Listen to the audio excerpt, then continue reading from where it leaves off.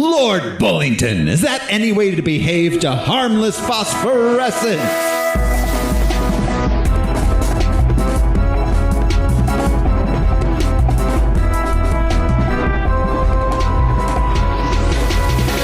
Hello, everyone. This is your host, Thoreau Smiley, and I have a confession to make to you. I am an Irishman. Who's joining me? I'm Jerime Reed, and I've fallen into all manner of misconduct. I'm Brian Lesh, and I demand satisfaction.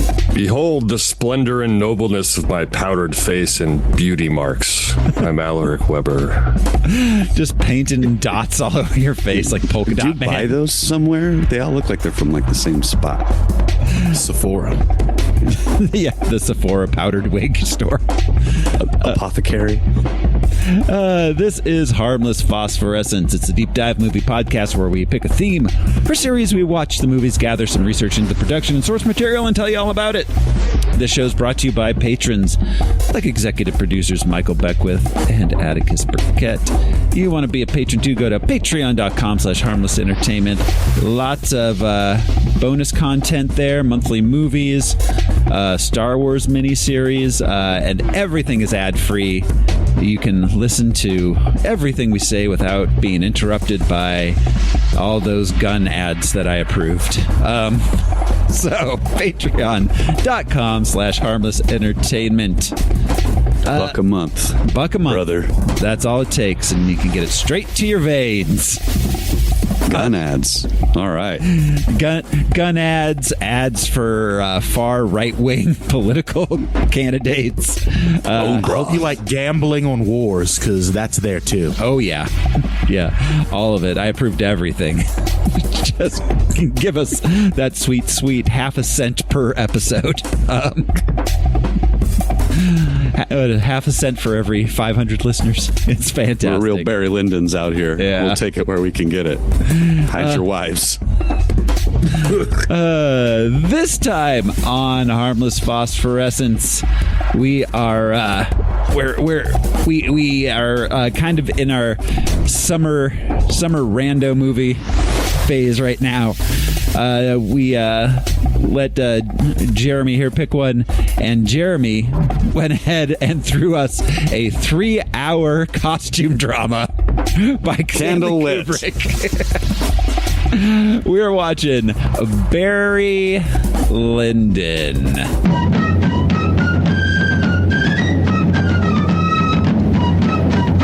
Barry Lyndon, a film by Stanley Kubrick, starring Ryan O'Neal and Marissa Berenson, has won the Best Picture and Best Director award presented by the National Board of Review. Richard Siskel, in a Time magazine 7-page cover story, called the film ravishing, overwhelming, an uncompromised artistic vision, and said, director Stanley Kubrick asserts a claim to greatness that time alone can, and probably will, confirm. CBS TV critic Pat Collins called it a masterpiece, monumental, a perfect film of epic size. Playboy magazine's Bruce Williamson, a film classic.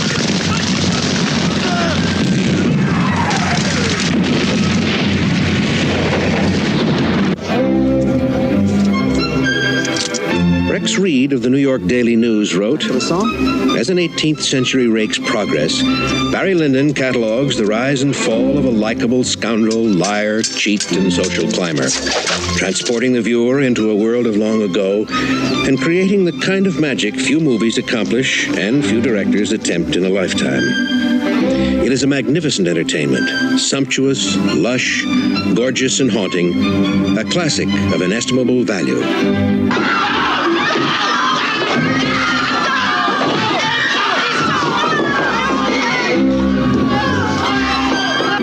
Liz Smith of Cosmopolitan called it a perfect movie. Beautiful, breathtaking, brilliant. Like a gorgeous, fulfilling dream of life.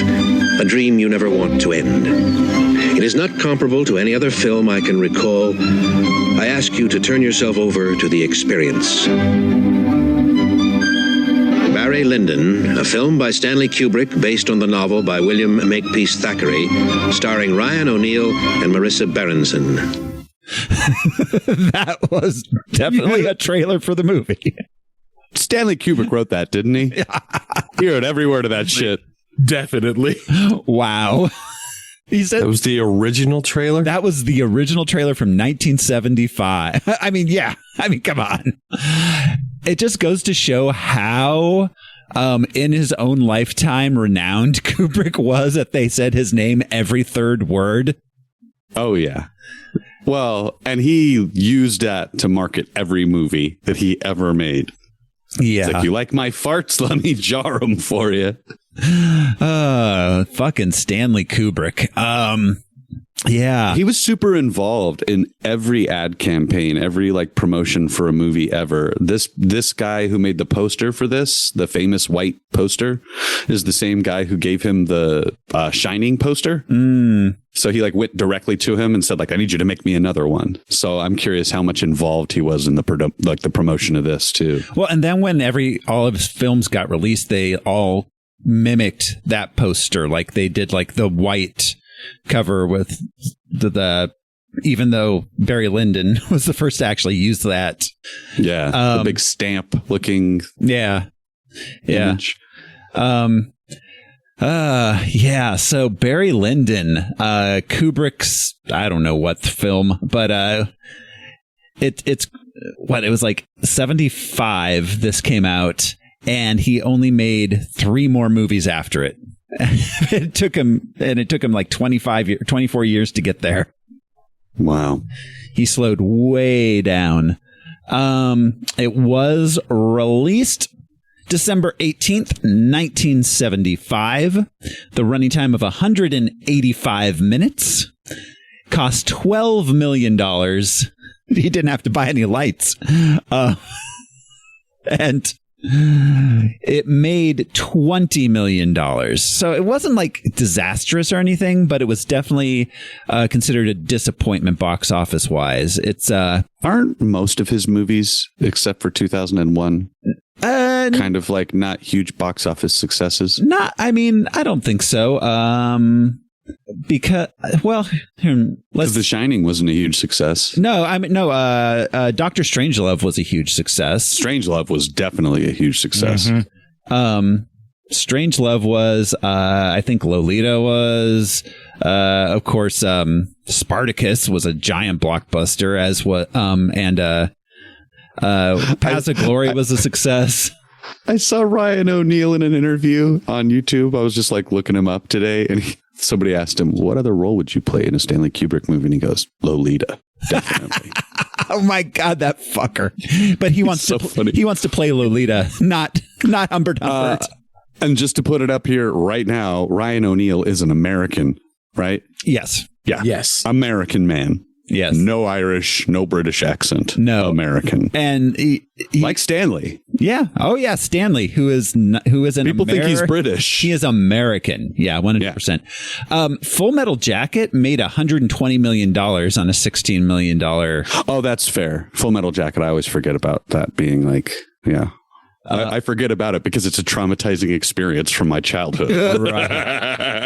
And the Shining too made $50 million on a $19 million, so those were profitable. Okay. Clockwork Orange was hugely profitable. Clockwork Orange, that made $114 million on a $1 million budget.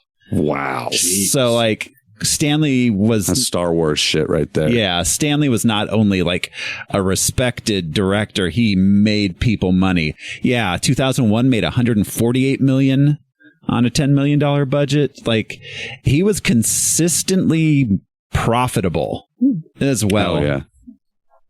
So, yeah, Barry Lyndon is his outlier. It's his least successful film monetarily. And on that note, why don't we play the box office top 10 game? This is the game where I will describe the top 10 movies of the week of December 18th, 1975. And these fellas here are going to try to guess what movie I am describing. These are always...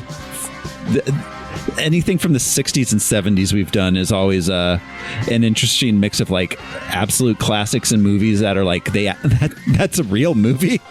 That's not just a Troy McClure. Like,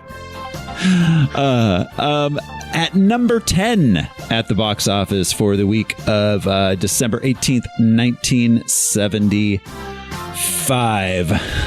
Two Atlanta men raise funds for their charity by rigging boxing matches in New Orleans, but their tricks attract the mob's attention. This is one of a series of movies that two actors made together that weren't like a series. They just made a bunch of movies together. Ooh, Lord. Let's see. We got Ossie Davis in here, Jimmy J.J. Walker, John Amos, Calvin Lockhart, Sidney Poitier, and America's dad, Bill Cosby. Bill Cosby and Sidney Poitier made like 7 movies together that were just like comedic, like crime movies in the mid 70s. Yeah, I'm looking at Brian's face. It was crazy. Good God. Yeah, they made a bunch of them. Yeah, this one is called Let's Do It Again. That's the first one? No, I think the first one was for like 1972 or something. They did it for like throughout the 70s. Again and again. Yeah. Just continued to do it. Mm-hmm. Sorry, Sidney Poitier. I don't mean to drag you into this. Yeah, was it Jimmy J.J. Walker plays the boxer and Bill Cosby and Sidney Poitier are the promoters? Oh, okay. I was going to say coach and manager, but promoters make sense. Yeah. Yeah. Series of movies, huh? Starring Bill Cosby and Sidney Poitier. You got to get money for Quaaludes somewhere. That's right. Quaaludes. The lost, our lost 70s bliss. Number 9 at the box office this week. A teenage girl shacks up with a bunch of old men. Snow White and the Seven Dwarfs? Yes. Oh, thank God. Thank God, man. It was Thank God. the re-release of Snow White. Yeah. Oh, so glad. In the 70s, you can never tell what way that's going to go. It's the worst time. Number 8 at the box office this week. In a city founded by 3 criminals, it becomes a place for people looking for their luck or money. One among them is the lumberjack, Jim Mahoney. However, he's disappointed by what the city is. I still don't know what this movie is about. I have Not Walking Tall. no. Who we got in this? I mean, lumber crimes. You're in the right vein. Yeah. And the He's a lumberjack who started Las Vegas? the lumberjack who started Las Vegas, a place famous for its many trees. Look at all Is he this Italian? You know what'd be Like- great here? Some wood structures. I guess somebody had to build the dam for the water. I don't know. Let's see. Our cast includes nobody. Tommy Korberg stars as Jimmy Mahoney, the lumberjack. Hey, I love He is an Tommy. Italian lumberjack. His word. I like it. Fatima Ekman stars as this is the credited role, Lizzie the whore. Amazing. Hey, those checks cash, I'm sure. Wow. I have no idea what this is. It's called Mahogany. Not Mahoney? sure Is it a somewhere- play on Mahoney? Maybe? I don't know. Jim Mahoney, and the city's called Mahogany. Somewhere there is some dude in some Reddit comment section fighting for his life that this is like the unsung classic of the 70s. Yeah, somewhere, because wow. Oh, Mahoney's Mahogany. Mahogany. Never heard of that. Yeah, I've heard there was an 80s Mahogany movie, but I think Billy D. Williams was in it or something. Number 7 at the box office this week. A trip into the Mediterranean Sea becomes a trip into the discovery of how society's framework of the rich and poor are delicate and temporary. They just made movies in the 70s. They're like, what if this is a movie about how people go on a boat? Jacques Cousteau's something. I don't know. No, this is more Antonioni than Jacques Cousteau. Who do we got here? This is Italian as fuck. Giancarlo Gianni, Mariangelo Malato, Riccardo Salvino, Aldo Pugliosi, Lucrezia di D'Amizio. Yeah, this might actually be an Italian language film. I'm not sure. But it looks like Italians on the water. The movie. So it's like a spaghetti boat movie about the origins of man? No, about how society's frameworks of the rich and poor are delicate and temporary. The White Lotus Italia? Kinda, yeah. Wow. Yeah, it's basically the White Lotus on a boat in the 70s. It's called Swept Away. Oh, interesting. Yeah. What is the... I don't know. It doesn't have a tagline here. Okay. All right. So, at number 6 at the box office this week, a photographer is introduced to the world of dominance and submission. My photographs dominate when I submit them to magazines. Whole. Nice. Thanks. Directed by Just Jakin. What you doing? I'm just Jakin. This was one of those like famous like 70s movies. I think it might have been X-rated. Where I was like, it's art, but also there's a lot of boobs and some dicks. Who we got in this? A lot of people. No one know. Wow. Mid 70s, just hitting us over the head with like a lot of movies we do not remember. We got Anthony Steele, Udo Kier, Corinne Clary. Yeah, no one. This is definitely like a movie like I know the title of, but I've never seen because it was from 1975. It's wait, we do have a tagline in this one. Let's see. What's the tagline here? The masterpiece of bizarre love that stunned France.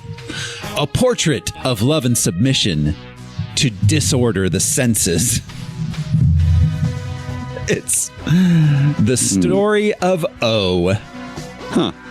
Yeah, like I've heard that title before, but I had no idea that's what that movie was. Yeah.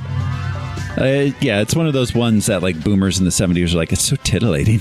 Yeah, I was going to say titillating is the word for that one. Yeah. At number 5 at the box office this week,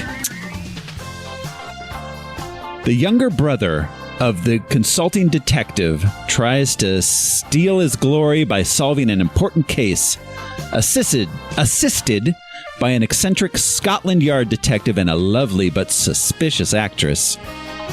That actress is lovely, but she's suspicious. This one, actually, I definitely saw this as a kid. Is it Sherlock Holmes' smarter brother? Yeah, I knew you were going to get it. Yeah, Sherlock Holmes' smarter brother. Gene Wilder. Gene Wilder. Madeline Kahn, Marty Feldman, Dom DeLuise. Yeah. God, it's hard to find. That in 30 years, yeah. Yeah, I haven't seen it since I was like 7 years old. Yeah. Yeah, that's... You said Marty Feldman. I was like, oh, I do remember that. Holy shit. Crazy. We did Young Frankenstein, right? We did do Young Frankenstein, yeah. Did that come up during Young Frankenstein? Might have. Not that I expect you to remember a conversation that we recorded at this point years ago. Yeah. Number 4 at the box office this week. There's no way to describe. This is one that you all 100% know, and there's no way to describe it without giving away what the movie is. The story of how Godfather or something. An indigenous man decided to take his life in his own hands and leave the place he thought he belonged. I went all around that plot. That has nothing whatsoever to do with the main plot. Oh, That's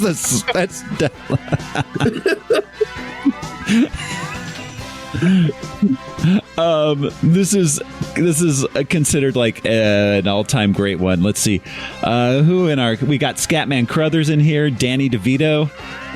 I forgot. Yeah, Danny DeVito. Christopher Lloyd, Sidney Lassick, Louise Fletcher. wait. One Flew Over the And Cuckoo's Jack Nest? Nicholson in One Flew Over the Cuckoo's Nest. Jesus. Yeah, I mean, you can't describe the plot of that without, giving away what it is. Yeah. Number 3 at the box office this week. A vaudeville duo agreed to reunite for a television special, but it turns out they can't stand each other. This stars... Who we got in here? F. Murray Abraham. America's sweetheart. F. Murray Abraham. Howard Hessman. Richard Benjamin. Lee Meredith. Walter Matthau and George Burns. It's funny that in the 70s, Walter Matthau was playing opposite George Burns. Maybe he wasn't one of the older ones. Maybe. What's the description again? A vaudeville duo agree to reunite for a television special, but it turns out they can't stand each other. That's a Neil Simon. This is one of those ones I always got confused with one other movie that George Burns did from the 70s, just from the titles. I don't remember any George Burns movies. That's the worst. I mean, Oh God, and the sequel, Oh God, You Devil. I haven't seen them since I was a small child. Well, what was the one he did with Corey Feldman? 18 again? Was that? Oh my God. Where George Burns and Corey Feldman switched bodies. It was a body swap comedy. Or was that? What? Was that right? Right? There was a George Burns ones, right? Not Corey Feldman, though, right? Did Corey Feldman do 2 body swap movies? Oh, Charlie Schlatter. That was Charlie Schlatter. Okay, I was getting mixed up. What was the Corey Feldman body swap movie? Dream a Little Dream. Dream a Little Dream. That's right. And Jack Coburn? Maybe? I can't remember. No, 18 again. It was Charlie Schlatter and George Burns. Yeah. No, Jason Robards. Jason Robards. That's right. Switched I knew it was like Corey an Feldman. old guy.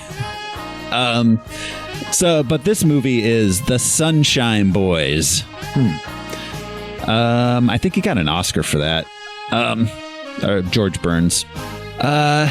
Number 2 at the box office this week.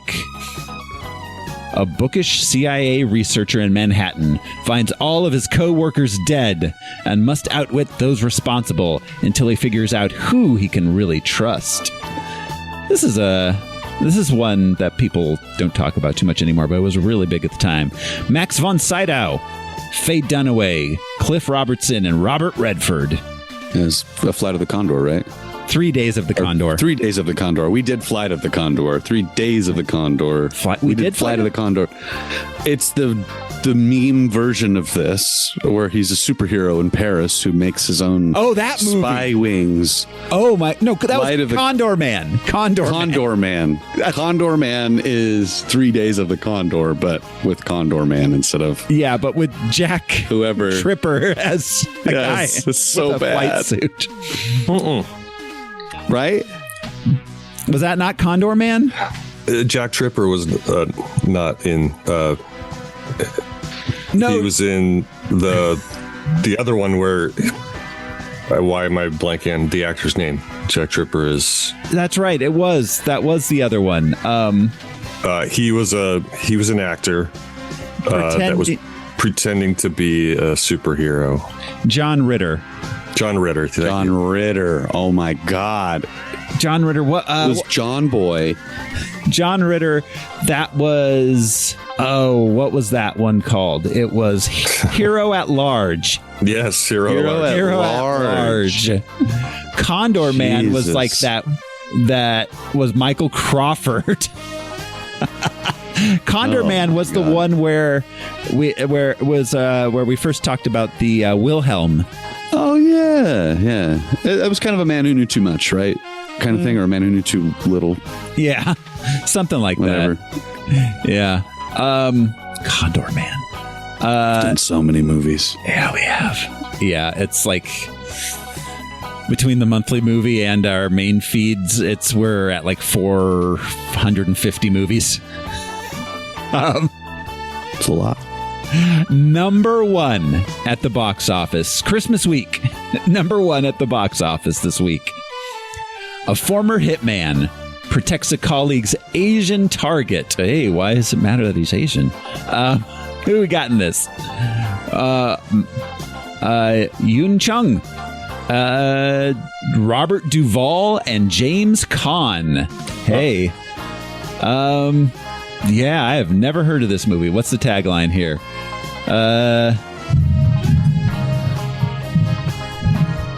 Men Wanted. Private company with CIA contract seeks men willing to risk life. It's a want ad, is their poster. Perfect physical condition. You know, when I think of perfect physical condition, I always think of James Caan. Experience. I mean, Robert Redford too, or Robert Duvall also. Yeah. All Boo Radley. Experience with weaponry, incendiaries, karate/judo. No loyalties, no dependents, long career doubtful. Judo skills are strong. James Caan judo skills are. Oh, this was directed by Sam Peckinpah. Wow. Yeah, this one is lost to the ages. But it was number one. It was number one, Christmas 75. Oh, there's some more taglines here. They protect us from the enemy, but who protects us from them? Pain is only a side effect. Death is the cure. Wow. This is called The Killer Elite. Yeah. Yep. And that is the box office top 10 for the week of December 18th, 1975, which brings us to the production of the film itself. Barry Lyndon, written, produced, and directed, as the credits tell us, by one Stanley Kubrick. This is our third Kubrick that we've done here. Did we do Strangelove? We did Strangelove and The Shining. Yeah. It's our third Kubrick. I honestly never expected us to really get into Kubrick at all, but yeah, we're at this point a third of the way through his filmography almost. Yeah. We'll get to Eyes Wide Shut eventually. That's another one Josh hates. that I almost suggested. And then we got a rant.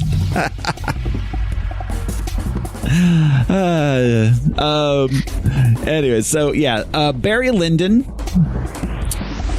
was released December 18th, 1975. So after 2001, A Space Odyssey, not the year, Kubrick was gonna make his Napoleon movie. Napoleon was kind of his Waterloo. Thank you. I'm here all week. Jail. But wow. Exiled to Elba. Get out of here. He spent 2 years developing his Napoleon script and getting ready, like scouting.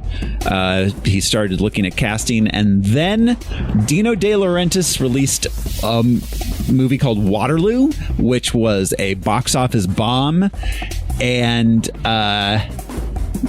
the studio said, "We will not finance a Napoleon movie, Stanley." I love that Dino De Laurentiis is just out here fucking shit up for people in Hollywood constantly. Yeah. Like, almost ruining careers. It was his Waterloo movie starred Rob Steiger as Napoleon, which is crazy. Christopher Plummer. I'm assuming he's not French. Rod. I mean, neither was Drew. What's his face? Our modern Ridley Scott Napoleon. Yeah. Oh, you mean Joaquin Phoenix? Joaquin Phoenix, American. Who also Joaquin definitely Phoenix. at the beginning of the movie is playing him as like a 25-year-old man. Amazing. 55. Yeah. No, Rod. Stay away from Napoleon, folks. Yeah. No, Rod Steiger is he was Charlie and On the Waterfront. He was in The Heat of the Night. He was like a very American actor. Yeah, like a romantic second kind of guy. Yeah. But like with like some he did a lot of stage, so he had like a lot of theatrical chops. He was in Dr. Zhivago, Oklahoma. Yeah. But yeah, so Waterloo didn't do well because Dino De Laurentiis was like, let's get Rod Steiger, who plays a lot of American dudes, to do a French accent. So that didn't do well. So instead, he made A Clockwork Orange. Did he just like pivot to that and make, or did he have that like as something that he wanted to make? Well, Kubrick famously was constantly looking at, like, he never made an original film. They were always based on something. Like, he never had an original screenplay. They were always adapted. But so he was constantly looking at and buying the film rights to novels and looking at adapting novels. That's why he would take a long time, and he would take longer and longer between movies, because he would constantly have like 5 or 6 novels that he was looking at it and like looking at adapting. So he'd work for several years on one before abandoning it and moving on to another one. That's the life. Yeah. Years on your project, you're like, fuck this, I want to make another thing. Yeah. This time with people wearing masks fucking each other. Like, all right. It's like, I'm going to hire that weird Scientology couple to get naked. Right. Here's another 10 million for a few more years of that. Hope we get a movie out of it. What a life. Yeah. So one of those novels that he purchased was William Makepeace Thackeray's The Luck of Barry Lyndon, which was from 1844 and is largely, it was published as a serial in Fraser's Magazine. So dude was digging for stories. Yeah. Holy shit. Yeah, well, but then republished as The Luck of Barry Lyndon as a novel. But yeah, so it's one of those like very British things that everyone in Britain was, like, it's the adventures of Walheim de Strasbourg. We all know him here. It's their Huckleberry Finn. Yeah, exactly. So, but it's largely presumed to be somewhat autobiographical by William Makepeace Thackeray. William Makepeace Thackeray is best known for the novel Vanity Fair. That's his big one, and Kubrick did consider making that. That was another one he was looking at, but then they put out a Vanity Fair TV miniseries in the early 70s, so he dropped it and moved to Barry Lyndon. He wrote the screenplay. He adapted it completely. The novel is told in first person and is a lot more comedic than the film, although this film is, while extraordinarily dry, a comedic film. It's very funny. Kind of a dark comedy. Yeah. Very much so. Yeah, Kubrick definitely believed that it was autobiographical of William Makepeace Thackeray's life. The film was shot principal photography, not pickups. Principal photography lasted 300 days. A modern standard principal photography schedule is usually from anywhere from 4 weeks to 3 months. 3 months is considered a long shoot at this point. But you drag in tens of thousands of dollars worth of lights to every location, and you control the lights that way. That's interesting. Yes. And this motherfucker said, what about candles? What time next year can we come back and shoot this? Yeah, I mean, kinda. So Truly, like when does this look good here? Makes sense when you're doing the natural lighting. When you're doing it like anybody else is gonna fucking do this shit. right. So yeah, let's talk about the lighting and the cinematography. So this was another one of Kubrick's like huge technological breakthroughs in filmmaking. 2001: A Space Odyssey was a huge breakthrough in outer space special effects. The Shining was the first film to use the Steadicam, and in this one, That's right, up the stairs, yeah, and throughout. Wow. yeah, extensively. Like the Steadicam is constantly used in that, and it had just been invented. Like Stanley saw it and was like, "I'm using this." But so not all. It's not 100% without artificial lighting, but Just Stanley Kubrick, I'm going to chase Shelley Duvall with this. yeah, I'm gonna yell at Shelley Duvall while the camera is so smooth. The film is mostly shot with natural lighting and candlelight. To do this, the reason he did this was, one, he wanted to reproduce the lighting of paintings from that era. So he said, it's a world without artificial lighting, so it's lit like a world without artificial lighting. This movie was fascinating in HD on a big digital screen because of that. It's very smeary. Yeah, because it doesn't translate as well as you would think. Yeah, whatever I watched was definitely not like a 4K restoration. Yeah, I'd be curious to see this on like 70 millimeter. It probably looks incredible. Yeah, 100%. But yeah, and I mean, he'd frame some of them, obviously very famous paintings that he would reproduce as a frame, but he constantly he would start in close and then just slowly pull back as the scene plays out until it comes to set in what is essentially a painting. The frame of a painting. And that shit's insane because like the focal length is so important on cameras like that. So having people in the right places at the right time, it's so much more complex when you're shooting like that. So what Kubrick did to do this in order to shoot with mostly candles and sunlight was they obtained 3 super fast 50 millimeter lenses developed for use by the Apollo moon landings. They had a huge aperture and the lowest f-stop in film history. Wow. Just flooding it with light, which is why it does have a grain to it that is unusual, that you don't see, the smeariness you were talking about.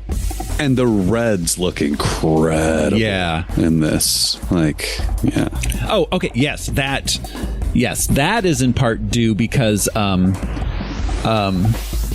Kubrick did was what is the phrase I'm finding here? They push developed the entire film stock, which means when they develop, film would have to go through after being exposed to light in order to capture the image, so that the image would stay captured and the film wouldn't degrade. Had to be run through a chemical bath, and this chemical bath develops the picture. So what they did was they push developed it, where they exposed it to chemicals, ran it through the bath for an extra long time, which brightens up and gives a lot more contrast to the image. Interesting. So with an already dark image. Wow, that's interesting. Yeah. So additionally, these special lenses that they used that were only ever used on this movie and no other movies, because they had a very fixed focal length. That was an issue for him because, Kubrick obviously wants a lot of stuff in focus. There's a lot of, so they had to extensively modify the camera and the lenses to give it a wider angle of view. And they had to, so basically there's the rear element of the lens and the front element of the lens. They actually adjusted the difference by 2.5 millimeters.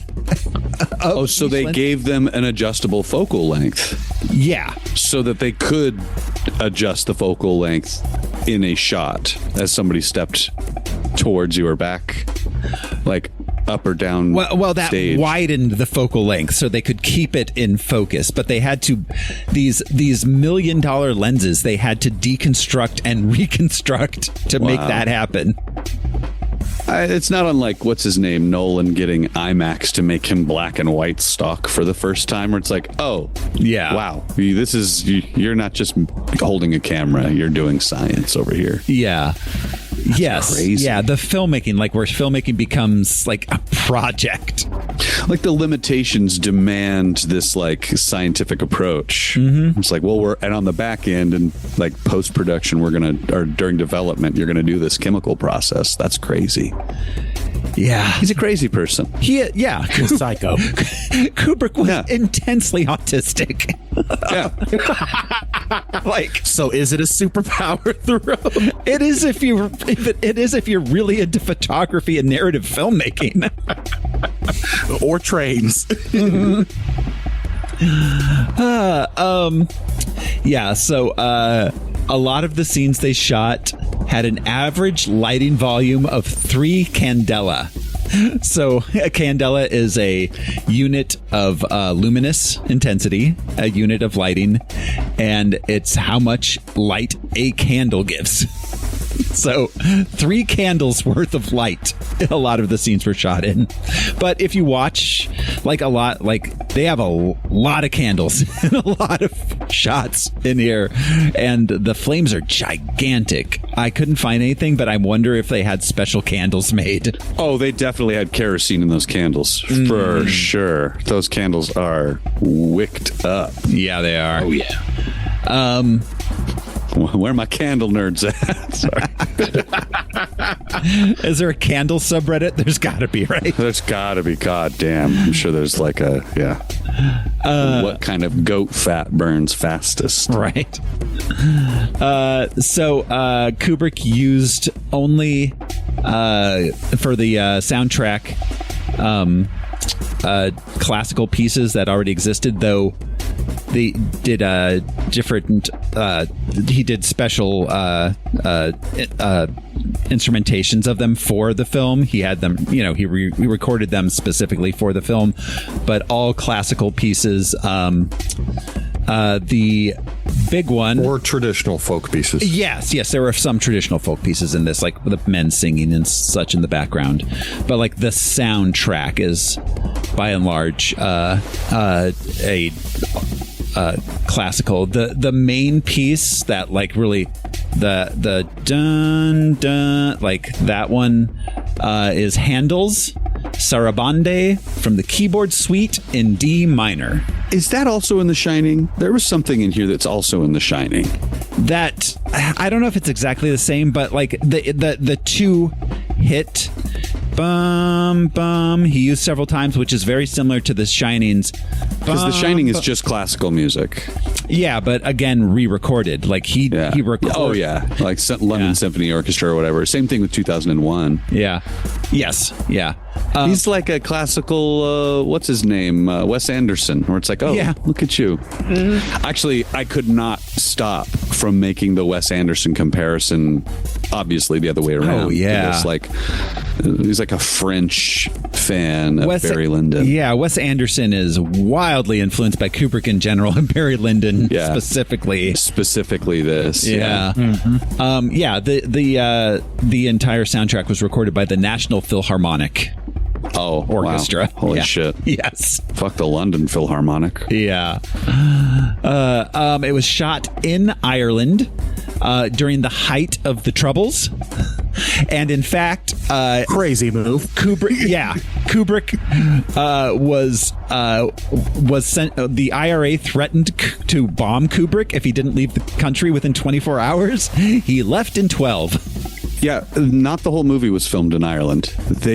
I saw a Ryan O'Neal thing talking about making this and working with Kubrick and saying like, oh yeah, well we got, threatened and we had to relocate to London. And he says, I went to Paris to take the day or to take the week, however long it takes to reset. And within 48 hours, they were ready to shoot again. And I had to get to London as soon as I could. If you know anything about Ryan O'Neal, that means he had to dry the fuck out way faster than he intended. Yeah. Exactly. Yeah. Exactly. So that does bring us to our cast. Ryan O'Neal does play Redmond Barry Lyndon. So Ryan fucking O'Neal is a well-known piece of shit. I didn't know that. Sorry, that's news to me. Yeah. When he was, as Jeremy mentioned, he was considered he's a raging alkie. He was famously would marry women and then cheat on them constantly, including Farrah Fawcett. And it was rumored that he was abusive towards his wives. Kubrick apparently cast him because he thought he would understand the character of Barry Lyndon very well. Really? He was casting to type. Wow. Yeah. Ryan O'Neal said they spent almost a year together during, what's it called? Pre-shooting, where you do the cinematography, setting up and all that stuff, pre-fitting and sword training. He was there with Kubrick the whole time, talking to him about the character. He's a crazy person. Yeah. Oh yeah. Truly. He got his start as Rodney Harrington in Peyton Place, which was a soap opera on ABC in the 60s. His big breakout on the big screen was Love Story in 1970. He got nominated for a Best Actor Academy Award for that one. He was in What's Up, Doc? Peter Bogdanovich's What's Up, Doc? Paper Moon. That's a fantastic one in which he is in that one with Tatum O'Neal, his daughter. Oh, and she was like 10 years old in that, and they play a father-daughter grifter team. He also famously was so estranged from her by the time she was an adult that at Farrah Fawcett's funeral, he tried to hit on her. Mm-hmm. Oh, he bad. Yeah, Ryan O'Neal's a big piece of shit, according to a lot of stories from Hollywood. Allegedly. Ryan, if you're listening, come on and tell us the different. No, he passed away. He passed in 2023. Never mind. Ryan, if you're listening from beyond the grave, you're still invited. Don't come tell us anything. Yeah. He was, of course, a Nepo baby. His dad is Charles O'Neal, who was a screenwriter and novelist in the 30s and 40s. Let's see. Not a super successful one, but nonetheless, he wrote The Devil's Mask, The Falcon's Alibi. The Return of the Bad Men and Cry of the Werewolf. All classics. Yeah. Was the Falcon's alibi that it was dive bombing a smaller bird? I don't know. Probably. Yeah. So, Ryan O'Neal, Michael Hordern is the narrator. This dude is like his voice is super, super familiar to me. And it's because he does a lot of narration and voice stuff in like the 60s through the 90s. He did do a lot of films. He acted in a lot of films. The Spy Who Came in from the Cold, How I Won the War. A funny thing happened on the way to the Forum. But he definitely in his later years, he's most known for doing voiceover work. Let's see. He was the narrator of Watership Down. That's probably why his voice sounded familiar. Yeah. He was in Gandhi, Yellowbeard. He voiced Wise Man in Labyrinth. Yeah. So, he did a lot of Wind in the Willows 80s, those Wind in the Willows 80s cartoons. He was the voice of Badger. So, yeah, that's why he is familiar. Marissa Berenson plays Lady Lyndon. Sorry, you'll appreciate this. He was in Yellowbeard. Yeah. Dr. Gilpin. Marissa Berenson plays Lady Lyndon. She started off as a model in the late 60s, early 70s. She was in Cabaret in 1972. Okay. She, that was kind of the height of her film career, honestly. Afterwards, let's see, she went on to be in Killer Fish in 1979, which was, it seems like a spaghetti Jaws. Oh boy. They just called it Killer Fish. The Secret Diary of Sigmund Freud. She continued to work throughout her life. Her most recent film, and she is still alive.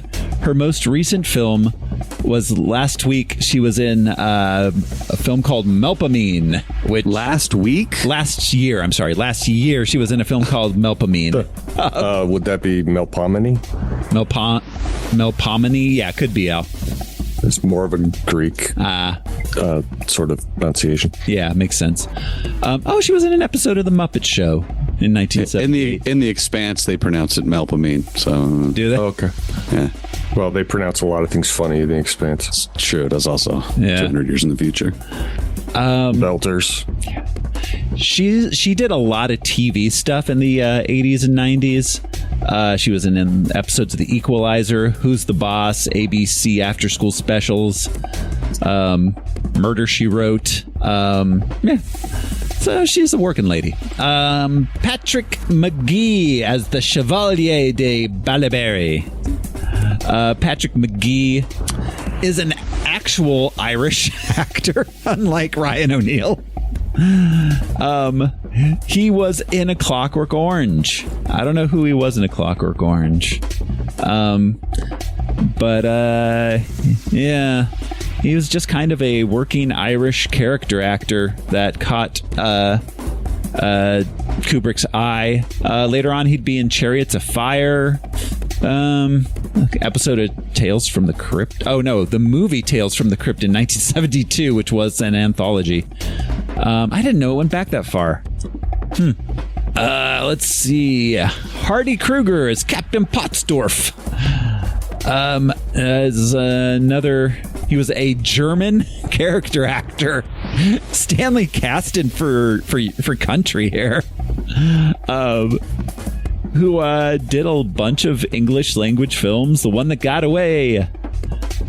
Bridge Too Far. Let's see. Nora Brady was played by Gay Hamilton. That's cousin Nora. She was in The Duelists. Oh, she was in both the mid-70s movies that Brian got candlelit. Yeah. Let's see. Anyone else here interesting? There's a lot of people that were in like 3 scenes.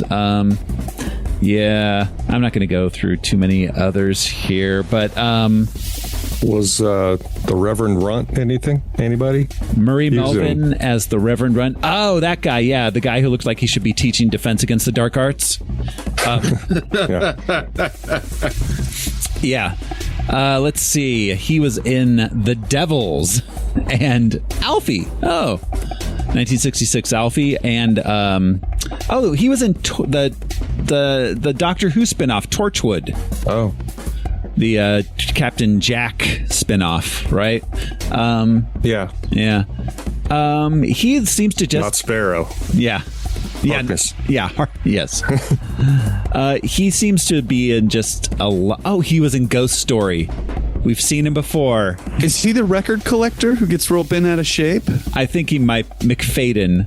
Oh, no, different Ghost Story. Different Ghost Story. This is a 1974 British Ghost Story. I was thinking Ghost World, not Ghost Story. Oh, Ghost World. Oh, the record. That guy. Yeah, no. Steve Buscemi. That's Steve Buscemi. Oh, I'm out of my mind. He was in the 1975 Listomania film. He is in a lot of very British things. His last movie was The Lost City of Z, which was was in 2016. Let's Lord Bullington, grown up Lord Bullington. It's played by Leon Vitali. Is that Stanley Kubrick's personal assistant? I think that's his personal assistant. Yes, that is his personal assistant. Really? Because I saw an interview where he talked about hiring Danny for The Shining, and it was him and Ryan O'Neal together in an interview. Now that I'm hearing about Ryan O'Neal, it's even more questionable. He's like, I interviewed thousands of boys. I was just like, dear God, man. And I chose Danny, and I coached him. Cool. Yeesh. Leon Vitali was Kubrick's personal assistant, but he also he made his film debut in a movie called Super Bitch, which I want to watch. It was an Italian action film. He starring my ex-wife. He became Stanley Kubrick's personal assistant after being cast as Lord Bullington. They met on this film. That's weird. Yeah. This guy has strong personal assistant energy, though. Yeah, he does. As after the film, as it was ending, him and Kubrick bonded. They really got along well. He told him that he'd be interested in the production side of filmmaking. He starred in The Terror of Frankenstein in 1977 and was allowed to sit in on the editing process.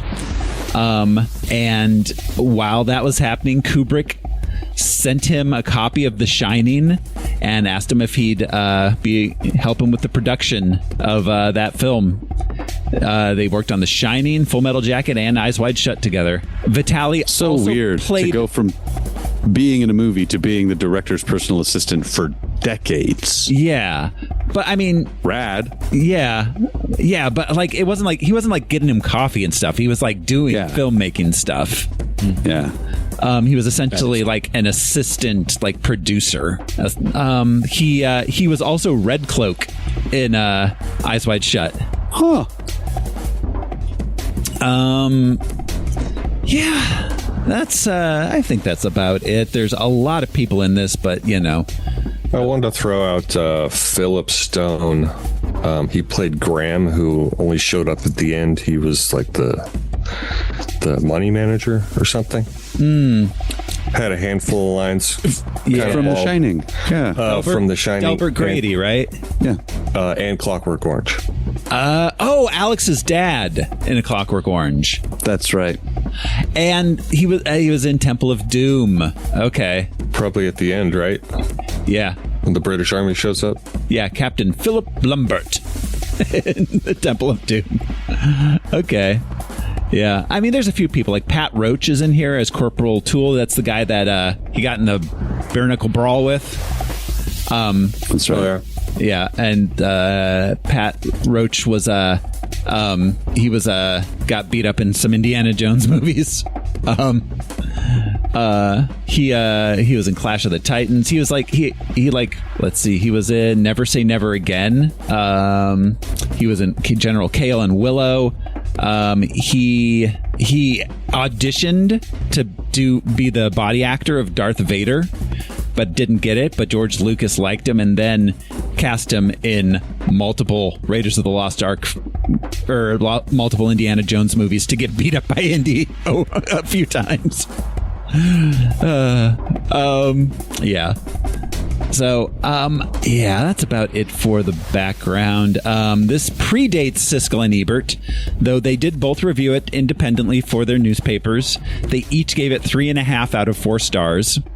Siskel included it on his best of for the year. I do have a few Letterboxd reviews here. Letterboxd user Fran Hopfner writes, Mary Antoinette for the fellas, 4.5 stars. Wow. Yeah. Kinda. Really is. Yeah. Letterboxd user Brianna writes, the life and times of a little stinker.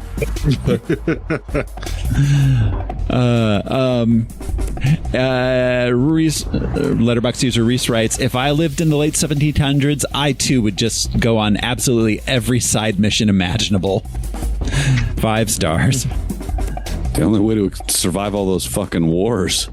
Yeah. Real. And Sarah Squirm writes, Paintings, the movie. If I may tag on, this was a favorite of Akira Kurosawa. He really liked this one. Mm-hmm. It saves you a trip to the museum, that's for damn sure. Yeah. There's so much art in this. It's got to be tens of millions of dollars just on every wall. Oh, not every wall, but all the walls. You know what I mean? Yeah, actual art in it, plus like this year, like every frame of painting. That phrase comes from Barry Lyndon. Yeah. Yeah. So that's about it, guys. We ready to go ahead and jump into the movie? In honor of Josh Cece, I have to say it. Barry. Thank you, Al. Here we go. This is Barry Lyndon. We open with the title card. Part 1. By what means Redmond Barry acquired the style and title of Barry Lyndon. Redmond Barry, the guy we open, it's 1750. We have narration throughout. We're in Ireland, and we get to see Redmond Barry's dad get killed in a duel. The recurring theme of duels throughout this and how they never, ever turn out well for Barry. Alexander Hamilton would have loved this guy. Yeah. Yeah. Oh, yeah. This is definitely a movie that Lin-Manuel Miranda watched a lot of. Barry is. We cut to. Well, we get a little voiceover talk about how Barry is a genteel but impoverished Protestant family. He is since his dad died, basically his uncle is keeping him and his mom afloat. And we cut to him and his cousin Nora playing a lively game of cards. I like that the cards are here in the very beginning. Cards, yeah. Gambling, cards, games of chance, a lot of that. It's funny how genteel it all was while still being just as sleazy as any off strip casino in Vegas. And she wins, and so they play they play hide the scarf. It's your cousin, Barry. It's your cousin. To his credit, he is trying to maintain virtuous in the beginning. At first, yes. He was like, you're my cousin. I probably shouldn't do this with my cousin. We find out later that she's had trouble with men in general. Yeah, she's a woman who enjoys men. It's hard to tie down. Yeah. You know?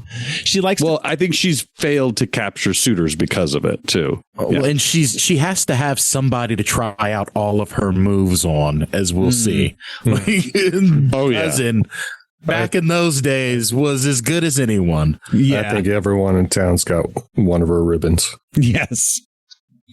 Yeah. Hide the Ribbon is a popular game with Nora. So then the British army shows up. There's a war with France going on. They're recruiting, marching around, showing everybody how cool and British they are. Nora dances with the captain, John Quinn. Oh, and John Quinn, the fucking dancer. That man can dance. That's about as good as a British man can dance. Yeah. Yes. No British man dances better than him unless they are a monkey. Oh, you mean Robbie Williams? Yeah. He's an ape, Thoreau. I'm sorry, an ape. Yeah. So Barry gets jealous at Nora dancing with Quinn, and reveals to them that he got himself a ribbon from Nora. Quinn gets pissed off at that. But Barry's uncle is mad at Barry because Quinn was gonna, what was it, $1,500 per month? A year. $1,500 a year you would drum out of the family? That's right. This feels very Simpsons, like Springfield setting up Bart to like not have his heart completely broken kind of thing. Yeah. Like you find out the whole city is kind of in on it, you know, the whole city, the whole little village community, his cousins, whatever. Yeah. Well, no, it's kind of, it seems Barry like has a reputation for fighting dudes around here because he keeps talking about how he'll fight him and his cousin's like, fighting farm boys is one thing. But this man's a British officer. Yeah. Yeah, exactly. Yeah. So Ryan O'Neal's a big dude. This is a big corn-fed man. He's like perfect an amateur for the military. boxer. Yeah, that's right. yeah. So he That's why he looked so confused when he put his fists up like that. It's like, why the hell are my hands like this? I'm gonna get hit in the face, man. Yeah. So he makes a big scene at breakfast when they announce their engagement, Nora and Quinn. They make a big scene, and then he makes an even bigger scene. Yeah, they make a big scene announcing it, and then Barry makes a big scene by smashing a glass and cutting Quinn's face. Amazing. I respect that Barry can always take a bad situation and go, how can I make this about me right now? How can I make it about me and make it worse? So yeah, it's me. I'm the problem. A Barry Lyndon story. Yes. Every single time he is the problem. So then he challenges Quinn to a duel. And everyone's like, God damn it, Barry. Not again, Barry. So at the duel, he shoots Quinn. Quinn falls. Quinn looks so fucking nervous. He's so scared. He's like this guy to Ireland to get shot by some 16-year-old. Jesus Christ. Over his also, cousin. They're Irish. The whole family's like, don't worry. We put a wax bullet in the thing. We're going to let Barry shoot you, and then we're going to send him away. Yeah. And this British guy's like, the fuck? How you guys live like this? What is this place? Be like, I don't want to get shot by a wax bullet. That sounds like it'll hurt. It's like, I just want to get kissed. God damn it. I came here for some Irish poon. That's all I want. Yeah, seriously. It's my right as a British soldier, as a British officer, to marry the prettiest girl in your village. Ugh. Do you think he was actually in on it? I think so. Because he was so scared. Well, because he has to pretend to die. I don't know. I mean, because they say later that he laid there for like an hour. No, they said he passed out. He didn't. Yeah, he passed out from fright. He was so scared. But at the same time, you kind of have to be in on it because you need to play possum so that the guy doesn't go like, I don't feel like I got my satisfaction if he's just getting back up from that wax bullet. The fuck, I just shot you. He needs to be in on it. I think he was very much in on it, and he's a dishonorable dude. He sucks. He's a weasel. He's just trying to get kissed. That's my read. He's in on it. He's in on it, and he's still scared because they're Irish, and he's like, "Are they really gonna let him shoot me with a wax bullet?" That's my read on it. Is him being like, "I can't trust these." Irish people. This. I mean, I do agree. I think he had to have been on it for the plan to work because they don't know that he's going to pass out. Right. Yeah. But also, getting shot with a wax bullet doesn't sound fun. I don't think he wanted that. But also, I mean, dudes used to do that. Shout out my boy Captain Grogan, being the realest dude on earth. Like, whatever bad decisions you make, Barry, I got you, bro. I'm here to co-sign it. Yeah, I'll be your second. He's like, then I'm going to shoot that motherfucker. And he's like, oh, fuck, where are my wax bullets at? God damn it. Yeah, because that blew up in my face immediately. Because before the duel, as the duel's happening, they do offer Barry 20 guineas and a trip to Dublin. To just go, Barry. Just go. Pretend this never happened. Just go. Just apologize. He's like, no, I don't know, bitch. What? Here's the other question. Soon go to hell as I would to Dublin. Yes. The other question about the duel. Did Quinn have a real bullet, or did he also have a plug of tow? That's the real question, honestly. I think they would have left with. I think they 100% were going to let Quinn kill Barry if he could, because that solves everybody's problem. Mm-hmm, because let's be clear, their plan, no matter what, is to get rid of Barry. That is their only goal. God. Barry thinks Quinn is dead. So they give him 20 guineas and tell him go to Dublin. So he says goodbye to his mom and starts writing.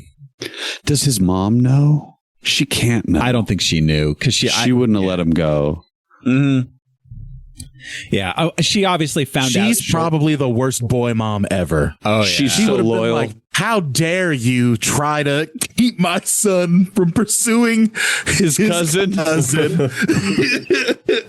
If my boy wants to bed his cousin and start a squabble with the British Army, he's gonna do it. It's his right. It's a Redmond. Yeah. It's in his blood. I mean, truly. This is a feuding, dueling motherfucker. Mm-hmm. Yeah, the first scene is his father being killed in a duel. Yeah. Well, and I imagine his father before him died in a duel, you know? Yeah. I mean, it's another theme in this movie is fathers and sons. There's a lot of that.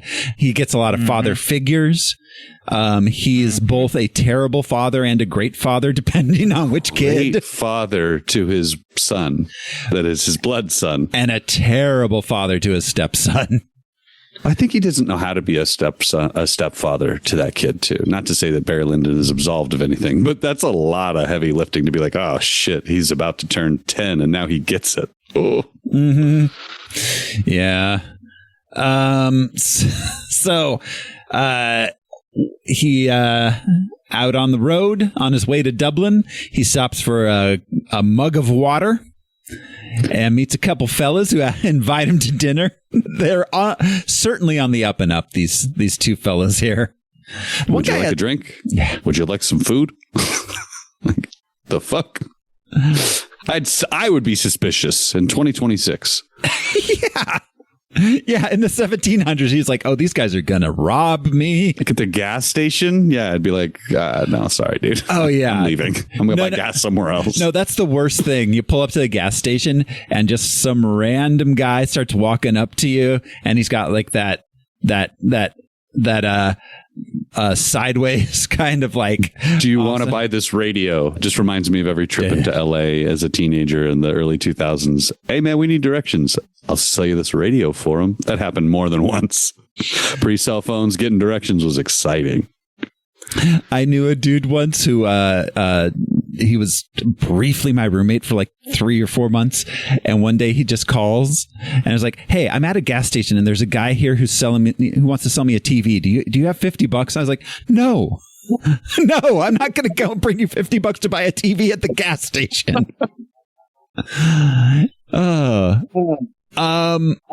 Yeah. So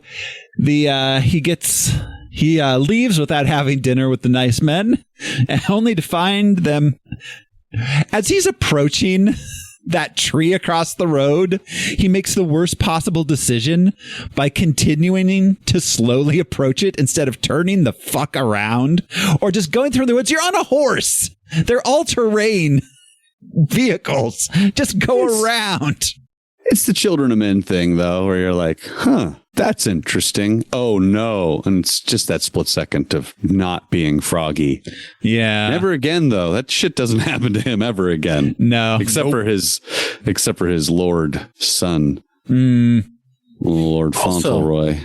A very polite highwayman. Yeah. Captain Feeney is. Yeah, the Captain Feeney. I love that he's renowned in those parts for being... Actually a real life figure, Captain Feeney. Yes. Very famous Irish folk anti-hero.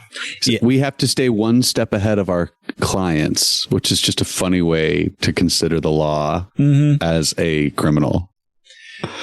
Yeah, we have to take the horses because we must remain one step ahead from our clients. It's funny to call their victims clients. Yes. Yeah. He gave big Dwight Schrute energy, which is really funny to me. Yeah. It was one of the highlights of this movie. Well, I like how he's like, yo, you know what? It's very interesting that you killed a British officer, and I kind of fuck with that, but I'm still going to rob you. Yeah. But you can keep your boots, though. It's like, you've earned the boots. You've earned the boots. Yeah. He takes everything Barry has except the boots. And Barry takes off on it. I love how he's still walking with his hands up and he's like, "You can put your hands down now, Barry." Barry's very stoic in every encounter. The duel, are you ready? Yeah. Is this? Yeah. Oh shit, I'm getting robbed. It's everything I've got. Like, he's not sweating at all. The only time he sweats is with Miss Lyndon. Yeah. Yeah. Truly. It's the only scene we see him with sweat on his forehead. I mean, he's also caked up with makeup the rest of the time, but he doesn't emote or get emotional at any point. Pretty cool character. I think he has a very whatever's gonna happen is gonna happen approach to life. Like, yeah. If something bad happens to me, oh well, it happened. I just watched Cool Hand Luke, and I cannot help but see the similarities between these two characters, the mama thing too, and just how fuck, I'm just gonna keep doing what I'm doing. It's like Barry constantly eating eggs. I could eat 50 eggs. Barry 100% would accept that challenge and try to eat 50 eggs. With his patron, the what's his name? Lord Chevalier de Berry. De Ballyberry. That's right. De Ballyberry. Very, very French for an Irishman. Yeah, Chevalier de Ballyberry. So now that he has nothing, he joins the army, which is a age-old tradition. In the army, he gets teased for asking for a clean glass or a clean mug. And the soldier who teases him, the dude, the trouble stirring next to him, like, ask him about his wife. Division 1 instigator. Yeah. Right there. Right. Amazing. Well, and Barry's like, hell yeah, dog, I'm gonna fight this guy. Thank you, sir. Yeah, he's like, I needed ammunition to get under his skin. Yeah. So because he wanted to fight. Mm-hmm. He wanted a reason to fight, and he knew he couldn't just be like, I'll fight you for my cup. Mm-hmm. Calls it a beaker, which is also hilarious. Yeah. Scientific beaker. Yeah. I guess they boil whatever gruel in the beaker. That's probably why. Why there's oil? Or, yeah, and why they would call it that, too. Mm. Yeah, because they maybe made like grits kind of thing with bacon fat or something. Ugh, feeding army gruel. Yeah. Oh, This yeah. MREs are pork fat. Yeah, I say MREs are like top shelf fine dining compared to that shit. The logistics of feeding and taking care of an army in the 1700s must have been insane. Clothing them, making thousands of uniforms by hand.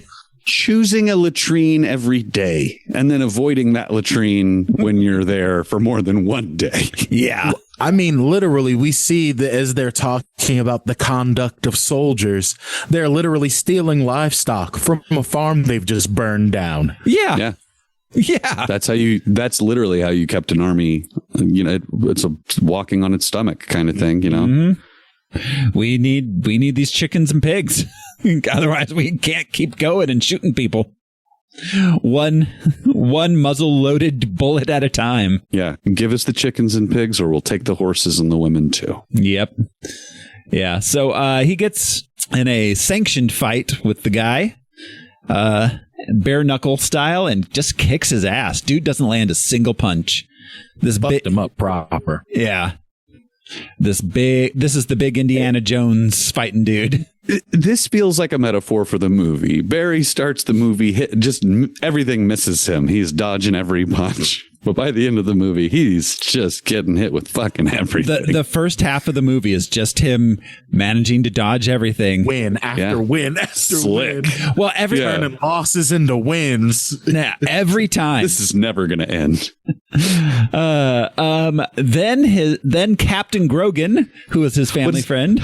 What's the line of the nice guys? I think I'm invincible. Yeah.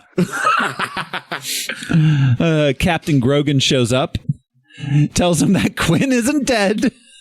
It was staged. It was a plug of tow. And he tells him, your mother, you idiot. She got married first. She got married immediately afterwards. Yeah, and the second he was gone. He's like, I knew my cousin was... I knew she was the worst. He's like, yeah, to that guy you shot because he's alive. Dumbass Barry. Is there another John Quinn?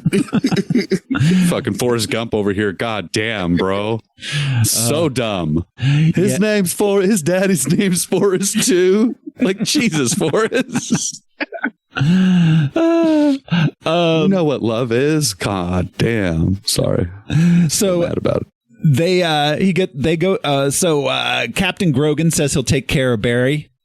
Says he's got several hundred guineas. That Barry, that dude's so real. He's like, I'm sorry I betrayed you. Give me a kiss on the mouth. A long kiss on the mouth. Well, hold on. That's when he's dying. Right now, he just hits him with, they gave me 200 guineas, and as long as I have guineas, you'll have guineas, my boy. He's a G. So they head to Germany to fight the 7-Year War. So warfare was insane. We're going to stand in lines and we're going to walk towards you. We're not going to shoot you while we're walking. Well, you know why? You know why, though? Because they're fucking slingshots with fire behind them. They can't shoot far enough. You see your enemy and you can shoot. You could like pull back maybe and like catapult it, but you're so inaccurate. You need them to be 50 yards in front of you.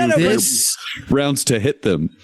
This is the most patriotic thing you'll ever hear me say on this podcast. But the Brits were not ready when they came over here with that slow march and shit. And we were like, dog, I'm just going to stab you from a bush. What's wrong with you? Well, and by the time we were doing that, a lot of people had been living in those fucking hills for 20 years.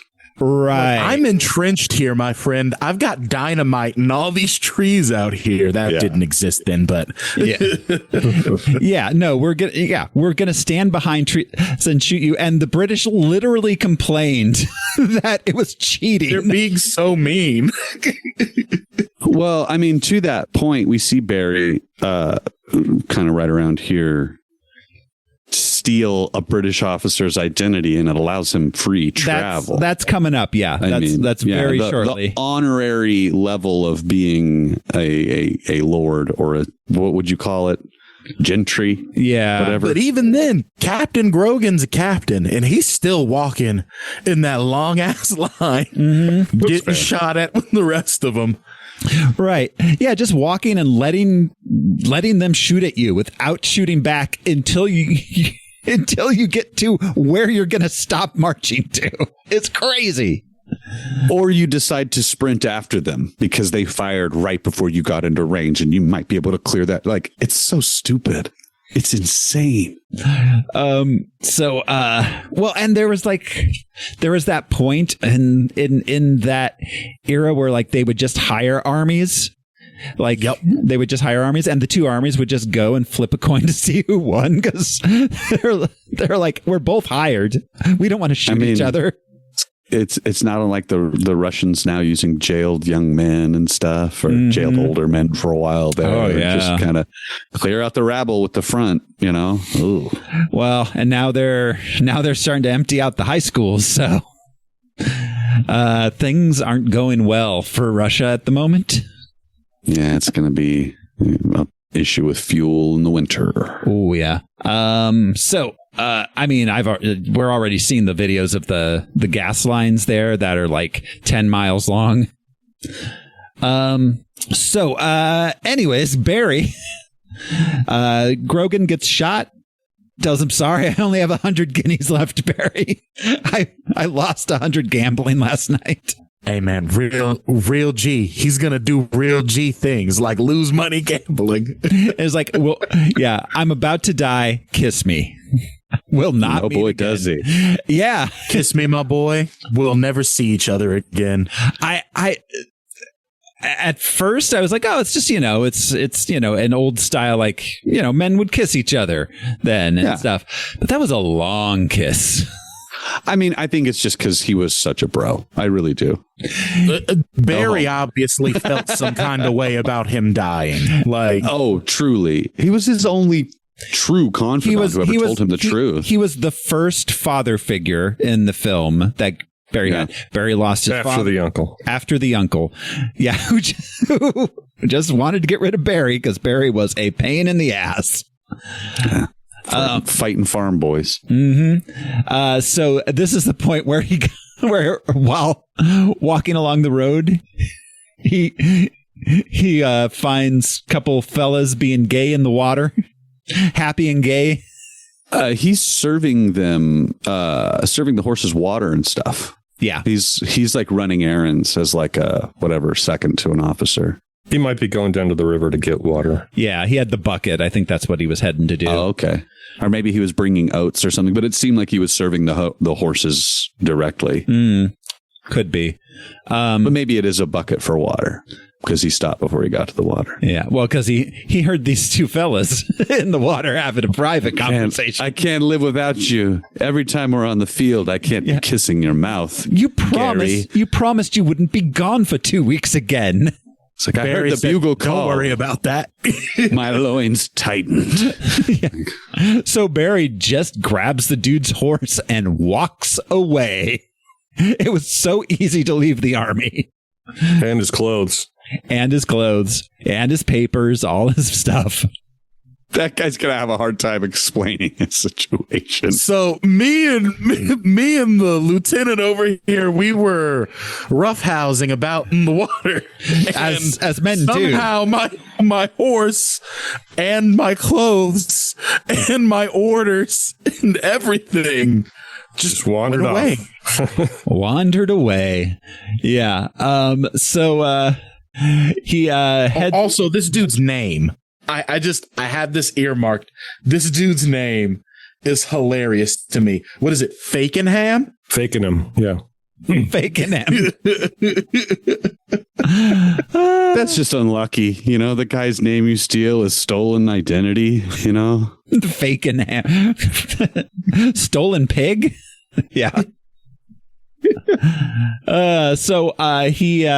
Barry heads out. He's going through the countryside when he finds a mother on a walk, Frau Lieschen. He asks if she can feed him and ends up shacking up for a few days. Isn't it longer than a few days? Yeah, it seemed like it was much longer. I think it's like a year. I think they described it as like a period of months, didn't they? Am I tripping? I thought it was like a week or so, maybe. I don't know. Maybe it wasn't because that the long. narrator said something about having to find many such when a woman takes it enjoys the company of soldiers who leave, she must have many such suitors, something like that. It made me wonder if like her husband really was gone, or if like she just enjoyed the company of soldiers. And I think her husband was really gone. Yeah. I think that she was, but also like realistic in the situation of being like, he's probably never coming back. Yeah. He's probably dead. I haven't heard from him in many months. Thoreau just media literacy mogged us. It was a few days. Really? Okay. Interesting. Okay. Yeah, it didn't feel like a year. If he I thought it was a few months. They seemed very familiar for it only being a few days, but I guess Barry's just a very gracious lover. Indeed. I like the line. Something going for him. Her heart had been stormed and occupied several times. Yeah. So, I mean, if he had stayed longer, then he would have ran into the possibility of getting nailed down. Dude coming home too. Dude coming home. Yeah, that's never know. Not impossible. Yeah, old Odysseus. Her wanting him to like work or provide something to her in some way. Yeah. Oof. Barry would never. No. Yeah. So Barry would try. He would come home and he'd say, "My love, I've taken up poker playing. We're gonna be rich." It's like, I found a guy's identity I'm gonna steal. You gotta help me. Crime. You shall be Madame Dusseltong. Yeah. So he leaves, and on his the shots of him just walking past like other like the opposing Prussian soldiers, and they're just like, "Hey, how's it going?" We're at war. We're not rude. Well, weren't the Prussians their allies? Yes, Prussians were their allies. In this conflict. Yeah, against the French, but still the open passage. French, the Swedish, the Austrians. This was kind of like World War Zero. Because if he had been truly, if he had been the 7 Years' War, if he'd been riding around in like a burlap sack, dressed like a kid who worked on a farm, they'd have conscripted his ass. Immediately. He wouldn't have made it past anywhere. He's too damn tall to not be handed a rifle and a red coat kind of thing, or a blue coat, or a purple coat, or whatever side found his ass. Yeah, but he's an officer. Look at him. He's on a horse. He's got that nice coat. His name is got that medal for crying out loud. There's something to a modern military. I mean, we see a lot of like dictators and stuff with the crazy, and there's all kinds of badges and medals and things, but a modern military is very unified in its appearance for multiple reasons. Vietnam is a big part of that, but like, it's just cool to see how crazy you could really get with the stolen identity thing back in the day, being like, I have an extra feather on my fucking hat. Don't talk to me. It's weird. It's a weird con that we don't have as Americans, really. I got this necklace and these epaulets. Yeah. I got the ropes hanging off my shoulders. I got a letter from a guy, wig. Yeah. With a wax seal on it. Don't mess with me. Yeah. Look how fancy I am. I'm better than you. My boots are extra fancy leather with an extra buckle. He does get stopped by Captain Pottsdorf, who asks to see his papers. Immediately suspects him. Well, yeah, because look at him. Tells him he's going the wrong way. Yeah. Yeah.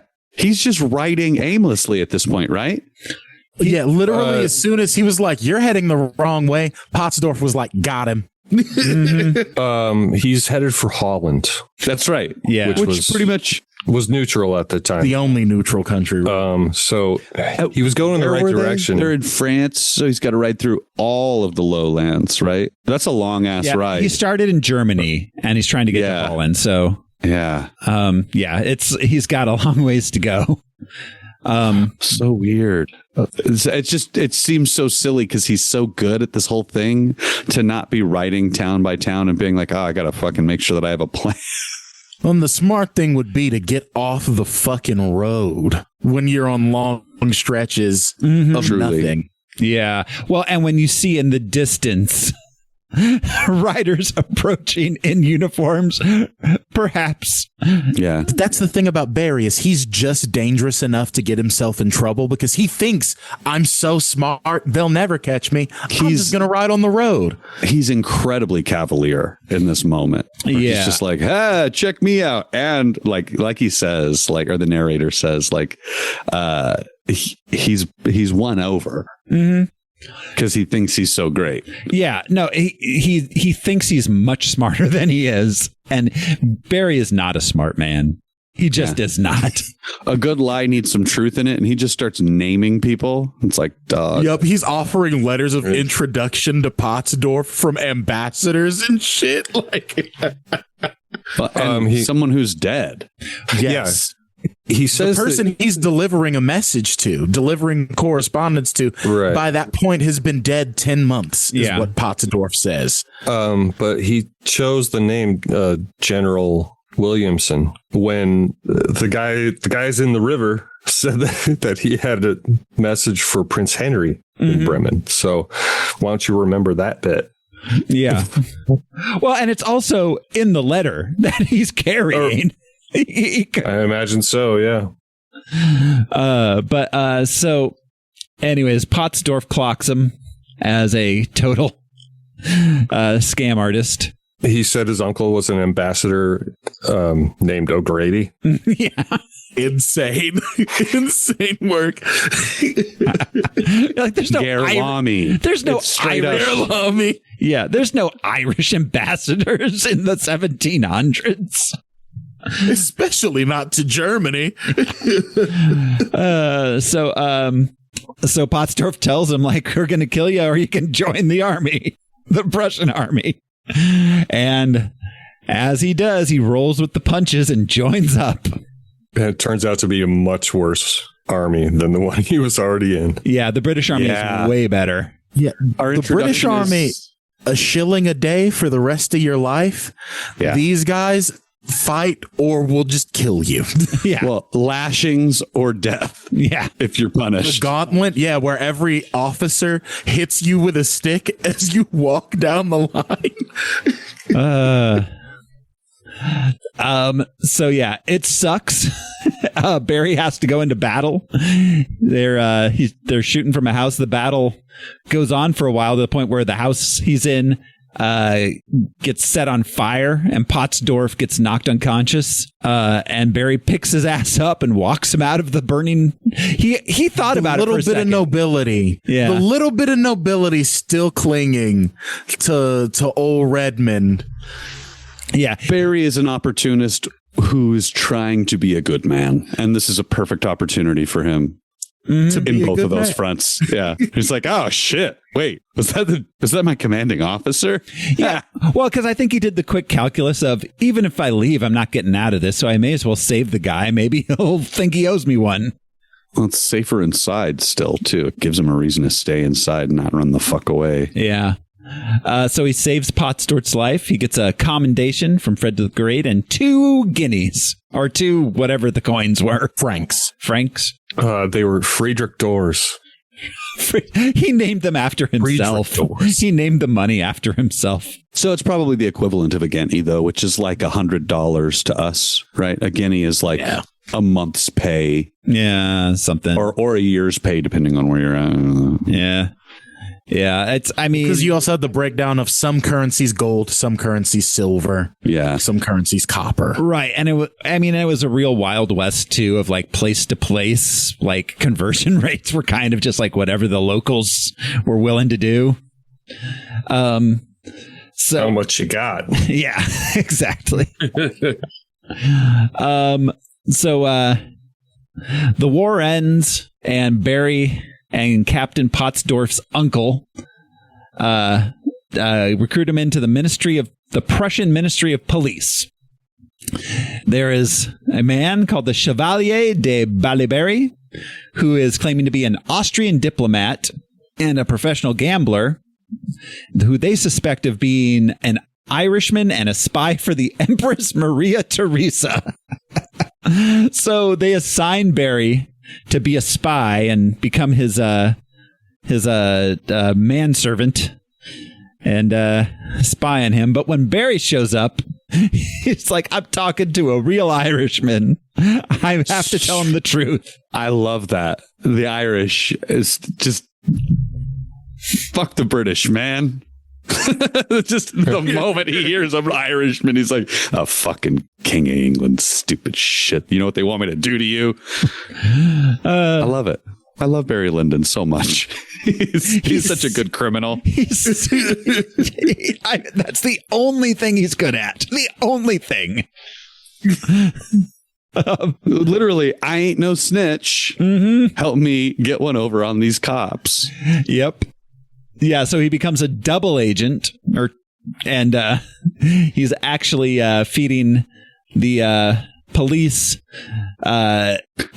info that is real but useless to them, while the Chevalier runs his scams and bilks people out through, like cheating at gambling. Barry saw the Chevalier and said, this is what I'm going to do with the rest of my life. This is truly. The move. Yeah. Being a scam artist, a grifter, going town to town is what I'm about. That was the thing. That was where my tag came from. He saw the splendor and what was it? Splendor and nobleness of the Chevalier with his powdered wig, powdered face, and his eye patch and his beauty spots. That eye patch is doing some serious heavy lifting too. That is a fashion accessory if I've ever seen one. Mm-hmm. Yeah. So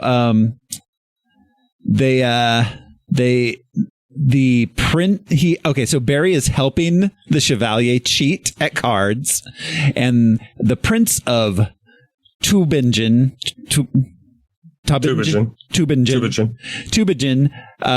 accuses him of cheating, says, I don't know how, but I know you are cheating. So he reports that back to the police, who decide that they're going to get the Chevalier out of town before the prince can basically kill him and create an incident. But because he's got friends in Austria. Yeah. I've got friends in Austria. Just saying. Yeah. So they're going to get him out of Prussia, but Barry just dresses up as the Chevalier, and so the police escort Barry out, and it turns out the Chevalier had actually gotten out the night before. Brilliant. They give him $200. Yeah. Yes.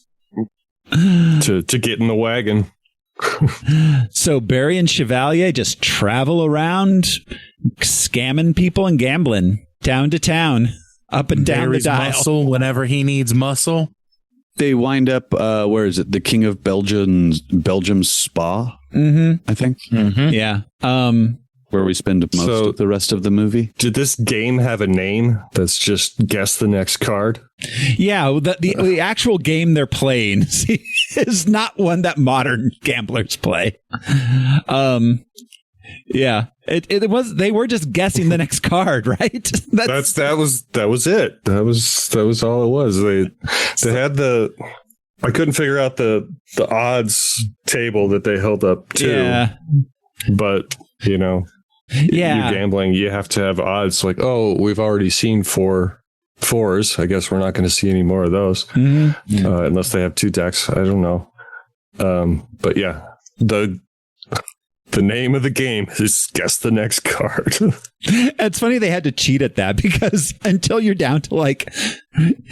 like 50 cards into the deck, you don't have a real good shot at just guessing the next one.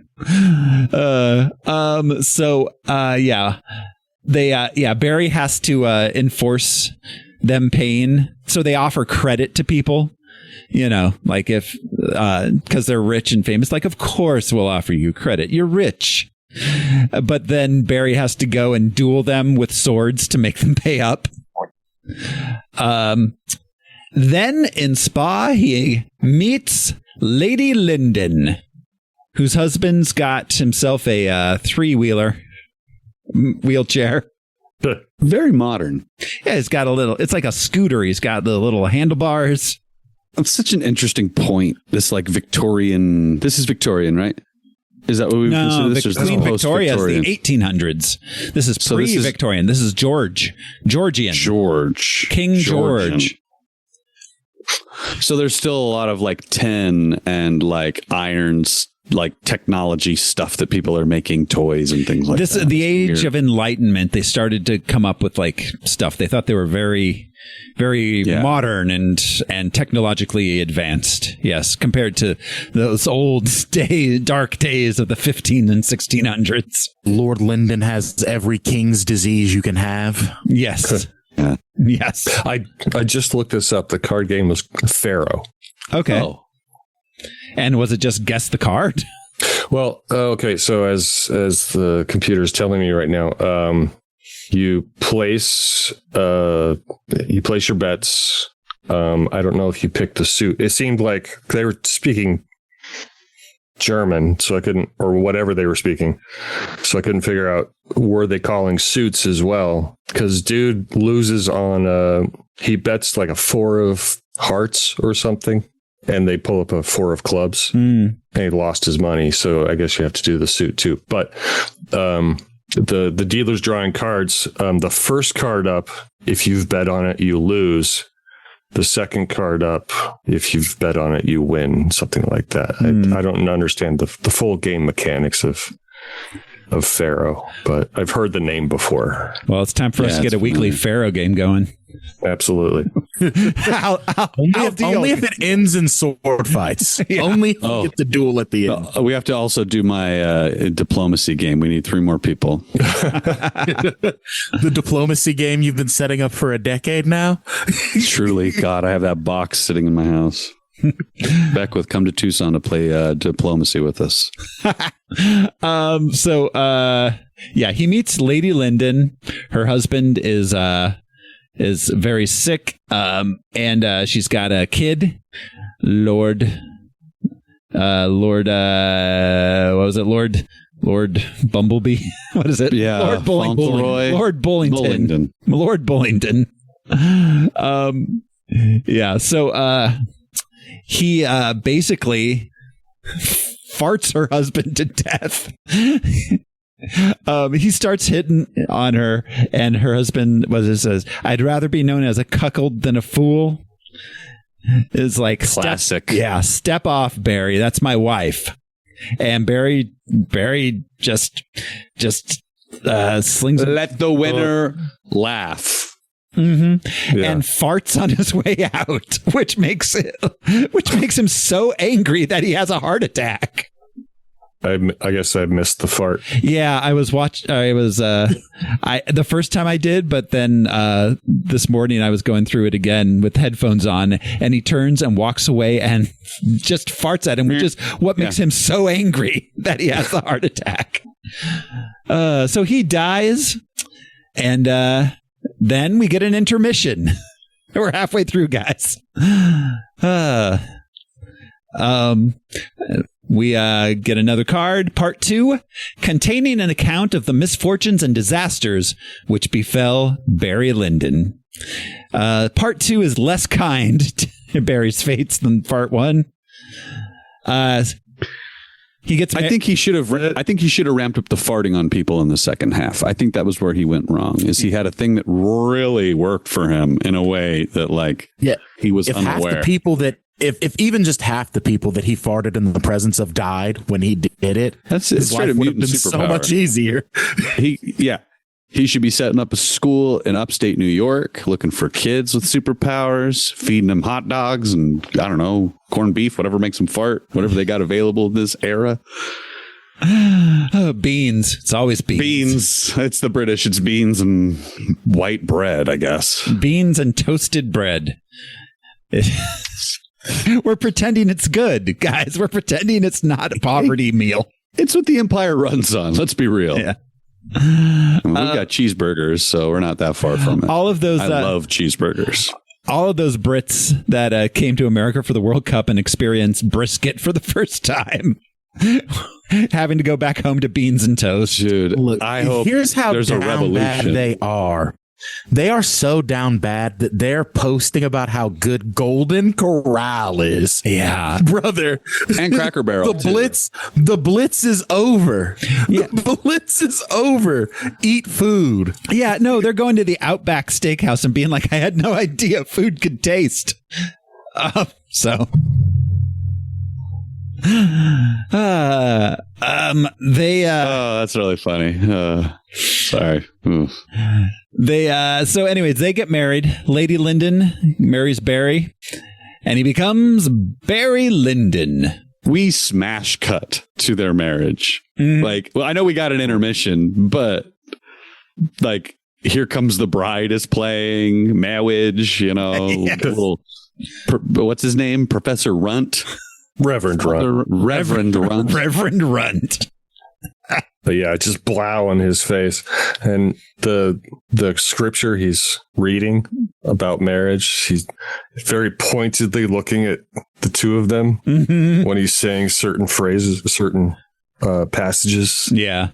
He's like, you're not beasts of your loins, rubbing against each other, real sweaty like. It's like, what the fuck are you talking about, dude? Get it over with. It's like penises and vaginas everywhere. The squeaking sound of bed springs. Yeah, I guess the spring hadn't been invented yet. So. The squeaky. Yeah, the sound of hay. The crunch of hay beneath you. Yeah, hey, they're rich. They have down feathers. That's they fair. do. That's fair. Yeah, they do. Fucking down. She gets pregnant pretty quick, and you have a kid named Brian Patrick, even more Irish than me. Thank God. Brian Patrick Lyndon. Yeah. So Barry gets married and immediately becomes a dick. Total dick to her. Yeah. It's like blowing smoke in her face. I think, yeah, that was that was crazy. That was the thing. It's just like, can you not smoke now? And just blowing it straight in her face.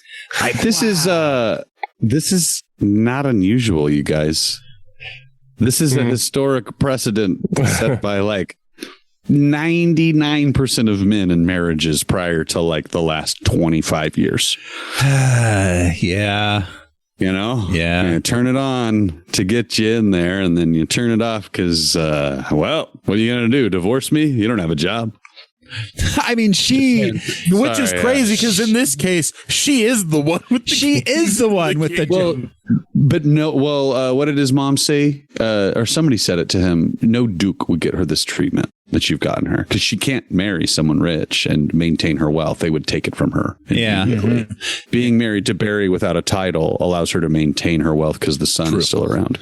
It's a complicated situation, but she's navigating it to the best of her ability. Right. And loves Barry until the moment he starts fucking blowing smoke in her face. Yeah. She by having a husband, she doesn't.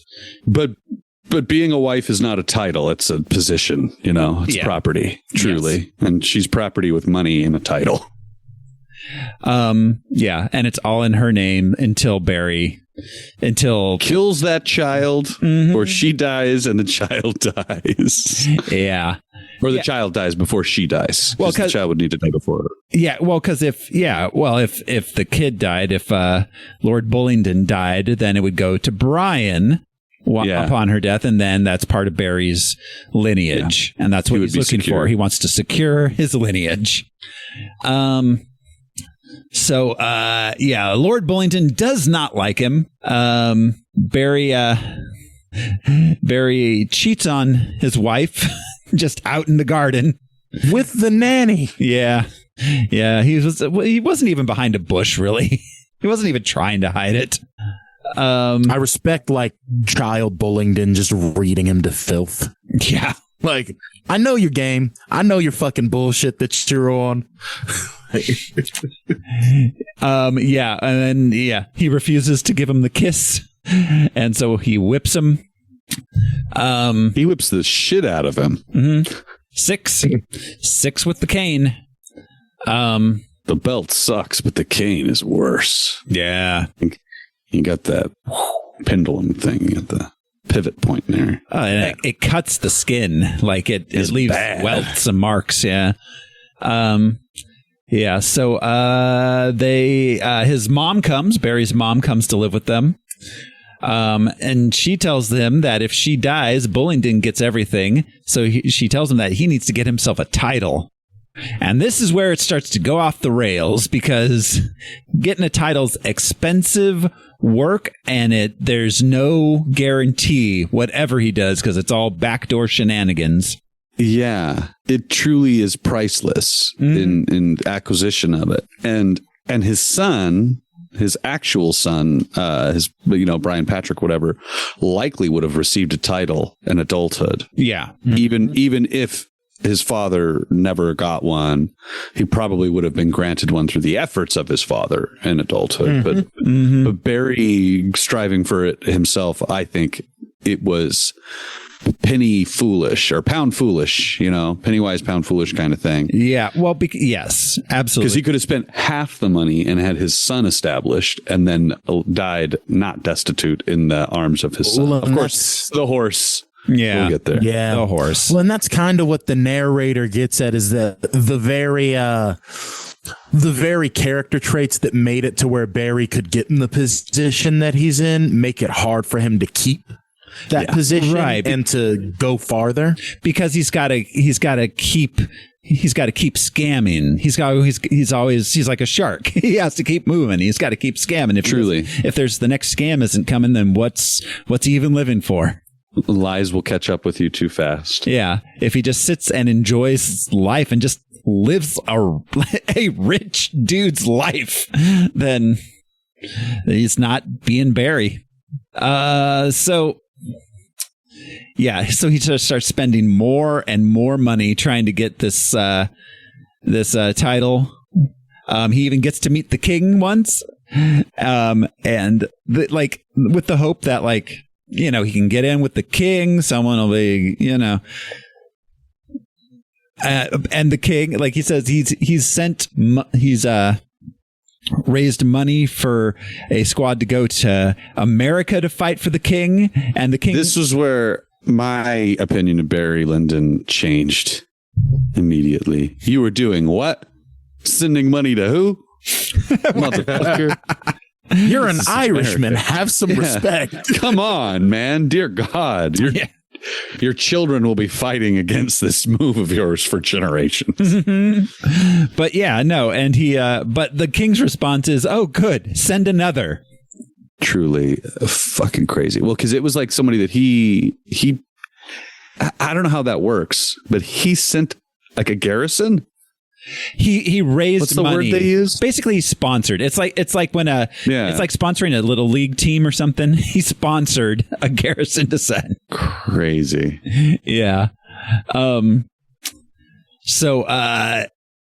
He just keeps trying and buying bigger and bigger paintings. and that one will give him his title. This just for me connects more and more the nothing ever changes and everything is always the same, because what does the street dude who somehow found himself with a bunch of money, what is the first thing he does? He goes and he buys a bunch of art that he does not understand, and he's like, look at all this art I've got. See, I'm cultured. I'm here. And it's like, yeah, but you're also in debt now, Barry. Right. And it's also like him trying to he's like, if I buy the art from them, then that's the bribe for them to get me my title. But they keep not giving him the title because this new money Irish podunk asshole is not going to get his title. You're the son of an Irish lawyer, you doofus. He spent 10 times the value of something to an equally rich person. So they're just fleecing him openly at this point, and he thinks that he is just paying the ticket price. Yeah, but they were never going to give him the title. But maybe he was. I will say maybe he was. Maybe over time he was putting enough leverage in. People were working he got an introduction to the king. Like that's pretty. Yeah, but I don't know, because what does the king say to him? We were very fond of the late Lord Lyndon. It's true, but also he's next to a guy who's like got a one-on-one relationship, who vouches for him with the king. If that guy survives another trip, maybe it'll be better on the next one. But they don't make it back for another trip because Barry... That is a snub. That is a snub from the king right there. I was very fond of the late Lord Lyndon. But that's still an overcomable thing. I think he recognizes the name. I think so. But because his connection is so strong, the guy next to him is like serious capital. I don't think it was ever in the cards for Barry to get that title. Yeah, I just don't. I think they were I think when you said his son, Brian, I think that's much more likely. Like his son could have hung around. Oh, I think his son was guaranteed, but I think ended up a lordling. That had Barry come out on top of the tussle later, not on top how he came out on top. I think if he had kept his cool and not handled it the way he had. Oh yeah, if he didn't try to beat his stepson in front of a room full of other rich people, because I think he would have navigated it out and come out on top. Okay. So yeah, let's get to that. So So during a performance by his wife and a chamber orchestra, a very beautiful performance. Yeah, very well done. They were getting down. Yeah, I mean, because playing the harpsichord and because playing the harpsichord is like her only hobby, really. Yeah, she's very good. Yeah, so then Lord Bullington and Brian come in, with Brian wearing Lord Bullington's shoes and clomping through to interrupt it, and Brian just with the shit-eating grin. It's very cute.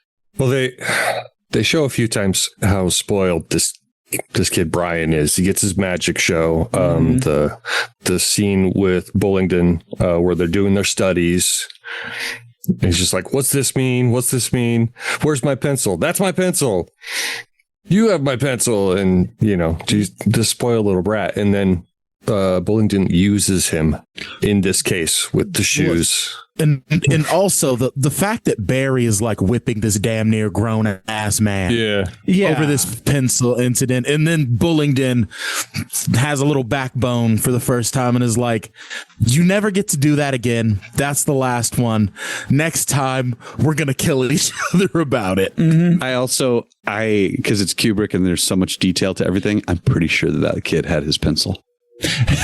Because we see him look everywhere before he goes, wait, that's my pencil. Oh yeah, that's actually fucking with his little brother. Yeah. Which fits in the character. Fuck with your little brother. Yeah, of course. But it was a funny detail to be like, oh shit, that was a real reason for him to get up and yell at his brother. There's the birthday party earlier. We get to see him, the little Brian, be pulled around in a carriage by goats, which is in contrast. Later on, we'll get there. Sheep, right? Sheep. Yeah. So all right. Yeah. So after disrupting this this society thing where they're watching her play harpsichord. Oh God, life was really boring then, wasn't it? Like, oh, we get to hear a lady play harpsichord. But also, you get to do it drunk off your ass. That's the whole true. time. That's true. And probably like laudanum or like, Yeah, drinking mead and you got like fucking mercury in your blood. Probably rad. Yeah. Yeah. You were real fucked up. You know, like I'm destined for the grave sooner rather than later. Let's listen to that. Rip that shit on the harpsichord. Let's go. It's just like, come on, baby. Pastor Runt on the flute. Let's go. I'm going to eat meat pie later. Some British shit. Play in a Gata de Vida. Free bird. Anyways, Bullingdon also accuses his stepfather of infidelity, abuse, and financial mismanagement, which He's right on all four is counts. correct. Yes, he did those things. Also, I think Bullingdon is drunk. That's silly because he's a child, but I think that he's drunk. Yeah, Because it's the festivities. He's like 16. They're drinking by then. But it's like festivities. There's a bunch of people in the house. I think that it's an unspoken thing that we as like normal Americans aren't like, oh yeah, of course the child would be drinking at an event like that in the house. Like, but yeah, I'm pretty sure that he's like smashed off of mead. He definitely would have been drinking. They were probably drinking by 12. Yeah, told to watch his little brother and like, I'm fucking mad at dad. Put on my shoes. Let's go. Let's embarrass the adults. To the Wes Anderson of it all. There's so much like nuance to all these characters' decisions that's not just like, I'm a pouty little bitch. Like, oh no, this kid is right. Yeah. Oof. Yeah, he's correct. And There are guests in his house. and he does not expect Barry to respond as he does, and Barry makes his big mistake here. This is the biggest mistake he's made in the film. He's not a nobleman. Yeah. And I think that's truly the thing is Barry didn't expect Barry to respond the way he did. But there was this just instinctive, like, I am a violent man who does violent things and I feel threatened and angry right now. And he reacted big. He came up solving problems with his fists. And that's not what you do in this society. In the society he's now in this society, you get offended and you challenge someone to a duel. You don't just start brawling. My favorite part of this scene is the look of delight on young Brian's face as mom pulls him out of the room. Yes, So cute. Yes, Just that like, kid. yes, fight. Her disappointment when they return to the room really quickly to like get Lord Boddington or whatever his name is. Barry is fucking up in multiple angles. Yeah. The way Barry should have handled that is to say something quippy and rude about his stepson, but not Say, too what quippy and rude. What does like, a boy know about adult affairs? Yeah, He didn't have that Exactly, British shit like that. He didn't It's have that grown up British time. soldier. What are you doing? He didn't have that British soldier there to like tell him how to poke at the guy. That's true. Yeah, he's not. Barry is not witty. So instead, he's just like, what if I openly abuse my stepson in front of all of these rich folks? What if I just go after him like the Irish farmer I am? Well, and the purpose of a duel, because we no longer live in an honor-bound society. The Japanese were the last, probably, of us to go. Us. But you cannot insult someone in public and have them maintain their social standing. So in order to get satisfaction, to rectify what you have done to me, we then need to do it in organized violence. It's just fascinating. And Barry choosing to circumvent organized violence. Because it's one thing to declare, like, I demand satisfaction from my stepson. Would have been a bad move on his part. It would have been. It still would have been social suicide, but it wouldn't have been as optically visceral as trying to beat the boy in front of everybody. This is animalistic behavior to the wealthy. Yeah, no, what he should have done is stand, say something quippy, and just walk out of the room. Leave the room. Yeah. That's what that would have been the best choice. He still would have suffered some social fallout from it because, Well, and he could have demanded the duel in private, which is what those guys do, is they show up to each other's houses. And even then, no duel was necessary. What would have happened is if he'd have handled it better, is he would have gotten a little bit of grief, but everyone would have said, stepfather, stepson relationships. What can you do? It would have been very much. He probably what punished did he him do? privately for it because he's still a boy. Yeah. Right. Yeah. Whoops. Yep. But he's like, put your hands up. Every son must fight his father. It's cathartic. Yeah. So yeah, Barry gets completely cut out of society. People won't do anything with him anymore, won't eat with him. They He's start getting calling in told their the debts. equivalent. Yes, and he's getting told the equivalent of like, I've got to wash my dog's hair. Yes. I can't I'm playing come play golf. cards. On the moon. But no, that is the real power. Borrowing money is the real power of being rich. Credit. Yeah. Credit. That's the real power, because you get enough credit and eventually the credit starts paying off the other credit. That's what is it? Earn, borrow, die. Is that what the rich people are doing? They were doing it back then too. It was just more direct. It wasn't as automated with as big of systems. But yeah, but once they start calling in his debts because he's no longer part of the club, that's it. It's over, Barry. It is over. Brian though has his 9th birthday coming up, and he wants a horse. Fuck yeah, he does. Brian wants a horse. You guys are shopping for Christmas gifts, birthday gifts, Barry Lyndon Day gifts. I'll ride a pony, dude. Brian, what happened to the Brian in this movie? Man. Like Genuine, you will ride that pony. I'm built different than that Brian, though. I don't have that page boy haircut anymore. It's been many years. many years. So he gets him the horse, but he tells him, you can't ride that horse without me, and don't go try to ride it before your birthday. What does Brian do? He runs out early in the morning and goes to ride the horse. Barry runs to find him, only to find out that he got thrown from the horse. Brian, he seems to be paralyzed. Oh, he's paralyzed from the waist down for sure. Yeah. And did anybody catch the most tragic part of this? When Barry arrives, what does his son say to him? Oh, yeah. Are you going to beat me, father? Yeah. Oh, yeah. This kid didn't realize the punishment was real until it was far too late, and it doesn't fucking matter. This kid had no boundaries whatsoever. None. Because his father would have never laid a finger on him, which is crazy. While you're over here whacking the other kid, you got to hit the other kid at least once. So he's like, oh, shit, I could get hit too. Real. That can Not to say that people should hit their children. I'm not advocating for that. But damn, you hit the other one. Standards of the time.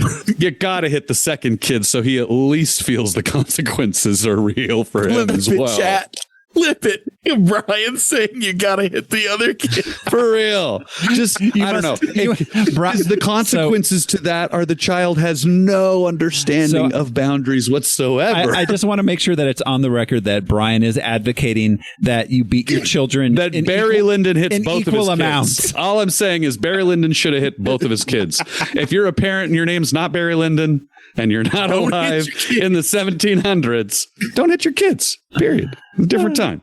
But Barry Lyndon should have hit both of those fucking kids at least once. Look, he kind of was letting old Brian run roughshod.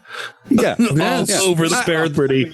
Spare the rod, spoil the child. Truly. I probably should have gotten hit at least 2 or 3 more times. I would not say things like gootin' as a result. Like, yeah, your kid literally is. He had to wait one day. The boy had to wait one day. Couldn't do it. To go out with his pops and ride the horse, and now he's dead. Yep. He's toast. Yeah. You see what happens? You see what happens? Yeah. Brian dies. Yeah, he does. Super dies. So I don't get a lot of options for Brian's sad deathbed scene. Yeah, seriously, mother, hold my hand. Father, hold my hand. Papa, mama. Never Promise fight. me that you won't fight anymore because quarrelsome people don't go to heaven. God damn. Stanley And Kubrick, Barry dog. still couldn't learn. But still, on his deathbed, the kid's like, tell me the story about the violence.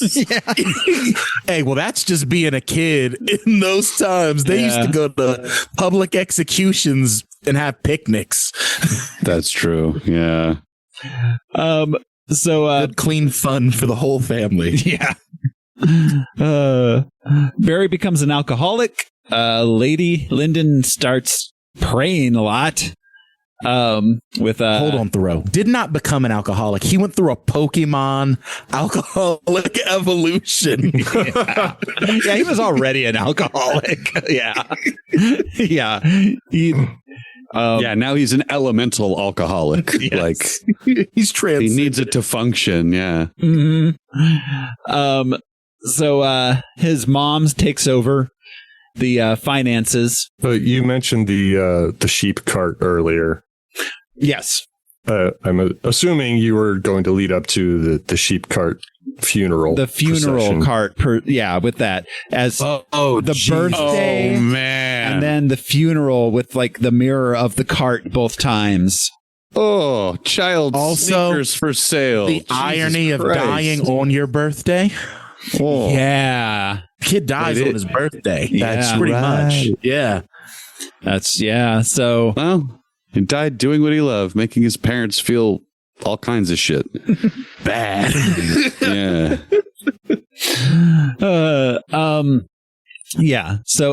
Barry's mom takes over the finances. She tries to fire the Reverend or whatever he is, Samuel Runt. Reverend Runt. Yeah. Reverend Runt. Dr. Runt, if you're nasty. Reverend Runt. But he basically is like, no, I ain't going. Lady Lyndon attempts suicide, but also like she didn't take nearly enough poison. It just She took way too much, though. Definitely too much. Whatever she took, she didn't take enough, but she took way too much. This is how you know that rich people have just never had that dog in them, because a poor person wants to kill themselves. They just do it. These rich people like, but no, she didn't use arsenic. She used something fucking stupid. Strychnine. Yeah. Arsenic's the way to go. You want to die quick, painful, but quick. Strychnine? The fuck, lady? You gonna drink like a jug of it? Yeah. Isn't that what they use to like clean barbershop stuff? Isn't strychnine in one of the ingredients, that smell? I think. Yeah, I think it's in the smell. Formaldehyde? Like barbicide? Yeah. Anyways, that's where what it makes me think of. So Isn't that what they use in rat poison? Yeah, it is. Well, yeah, it's the safer rat poison. Arsenic is the good shit, though, that they don't let you sell anymore. Of course, Brian's over here like the good shit. Arsenic in it. In the good old days when you could just buy meth at any gas station. And yeah. I used to kill my rats with the 45. No, I'm just kidding. Slingshot, though. When NyQuil actually had opiates in it. Oh, yeah, dog. Chlorocidin cough and cold lasted until my high school days. If my medicine doesn't have alcohol and opium, I don't want it. Yeah. What's the point of being sick if you can't? Yeah, what's it going to do to my vapors if there's no vapor in there? You know what I'm saying? It needs to cleanse the aether, cleanse the miasma or whatever it is. Miasma. I don't know if that's miasma. I don't know if you can clean that. The malaise. I gotta do cocaine for the ghosts in my blood, man. Cocaine and vibrators. That's what they're being prescribed. So Runt and the family steward get Lord Bullington back. Mr. Grady, right? Graham, but yeah. Well, right. Yeah. Was that Mr. Grady? It's Mr. Grady, right? Isn't he from The Shining? Was Graham? No. Wait, was he Grady in The Shining? Yeah. Okay, he's Graham in this. Yes. But he's Grady in my heart. Yeah. Okay. And in my loins, if you know what I'm saying. That hair. Oof. There's nothing like a half donut of hair. So, Bullington comes back. He's going to challenge his stepfather to a duel. And then the duel takes place. Dude, in a bird church. Yeah. That's right. We got a bird church. They're fucking doves. I understand why they cry because of this scene now.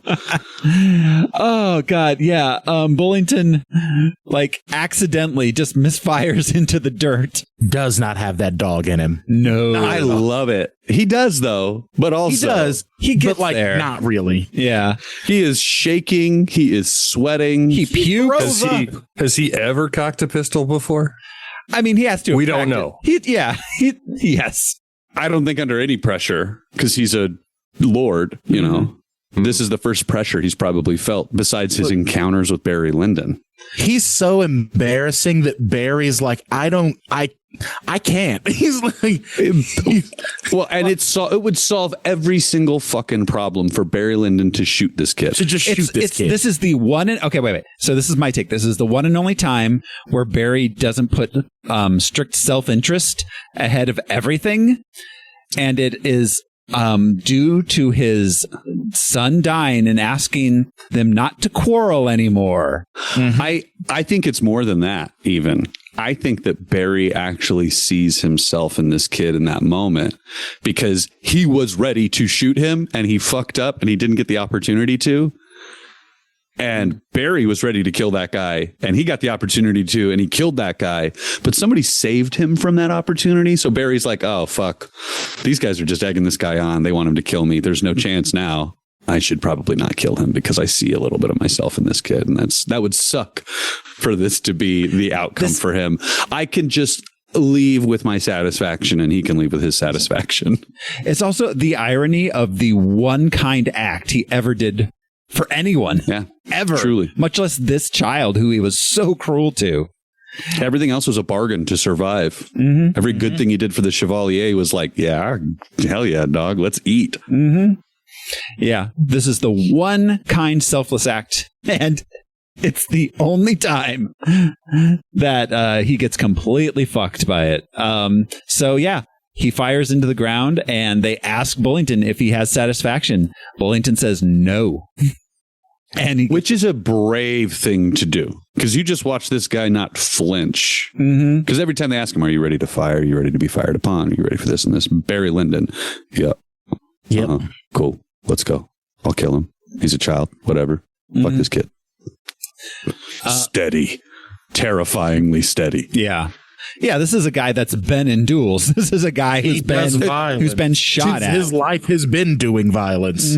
I made the Cool Hand Luke comparison earlier. We watched Luke in the ring get beat up and lose, and he just continues to fight, and that's why he impresses everybody. But it's also known that Luke is just a fucking natural killer because you're a war hero or something the whole time. And Barry Lyndon is very much that same, like, oh, this guy's just fucking, I wouldn't want to be on the other side of the gun. They're all the lords are watching like Barry Lyndon's going to kill this kid because he can't stop sweating.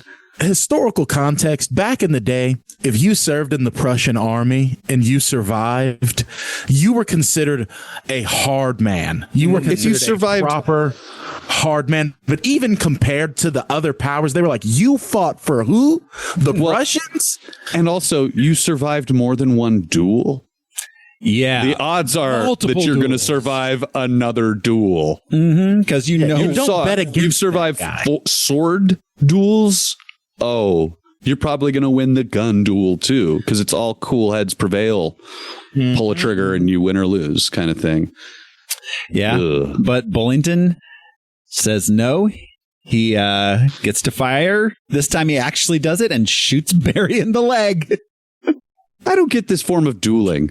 I really don't. It's the odds of your gun shooting straight.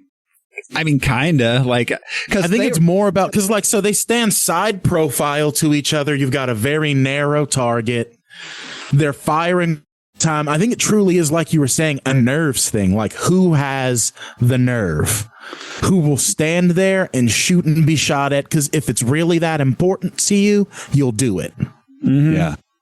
Well, and there are multiple opportunities to miss, I think, is baked into that too. Well, yeah, because Barry literally just points at the ground, shoots the ground. Like just dueling in general is like oftentimes duelists would miss. Right. Well, or graze people. Because these weapons were also wildly inaccurate.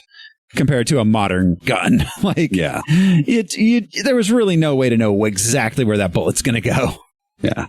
From what I've read, it was actually like less common that people died in duels because oftentimes they would get to the dueling place. Either people would miss or they would symbolically fire above each other and be like, okay. We proved what we needed to prove. Wax bullets truly became in vogue for a while. Yeah. Which is hilarious to me that Americans were out here shooting each other with wax bullets too, because we love guns. It's like paint. So gotta shoot. This duel was interesting to me because the two duels that we see at the beginning, both men raise their gun at the same time and fire, presumably at the same time. And this is like taking turns. Yeah. This is like how the lords do it. This is not how the poors do it, because the poors just shoot each other. Lords, it's very much, are you choosing to kill your opponent? When it's also very much like it mirrors the way that military engagement happen. Volleys from each side, one after another. Yeah. You don't just shoot each other. Yeah. That'd be uncivilized. So generals meet in the field before you fire on each other, which is crazy. Yep. So Barry gets taken to an inn. Doctor comes, tells him he has to take his leg off. And Barry's reaction is, "What for?" My leg. Honestly, I use that. Got off light, Barry. For everything. Seriously. Over all these years, you got off light, brother. Yeah, 500 guineas a year. And loss of half of a leg is kind of a best case scenario for a dude like Barry Lyndon at the end of his life. I love the scene of the son in the cart talking to Runt and to Mr. Grady. Make sure that you tell his mom that he got shot, but not how. Let her know that he's safe, but not when. Like keep it vague. And then let's lock that place down so she can never come back. Yeah, we're getting rid of them. This is the same thing that happened at the beginning. We just need to get rid of Barry and his mom. You know what, though?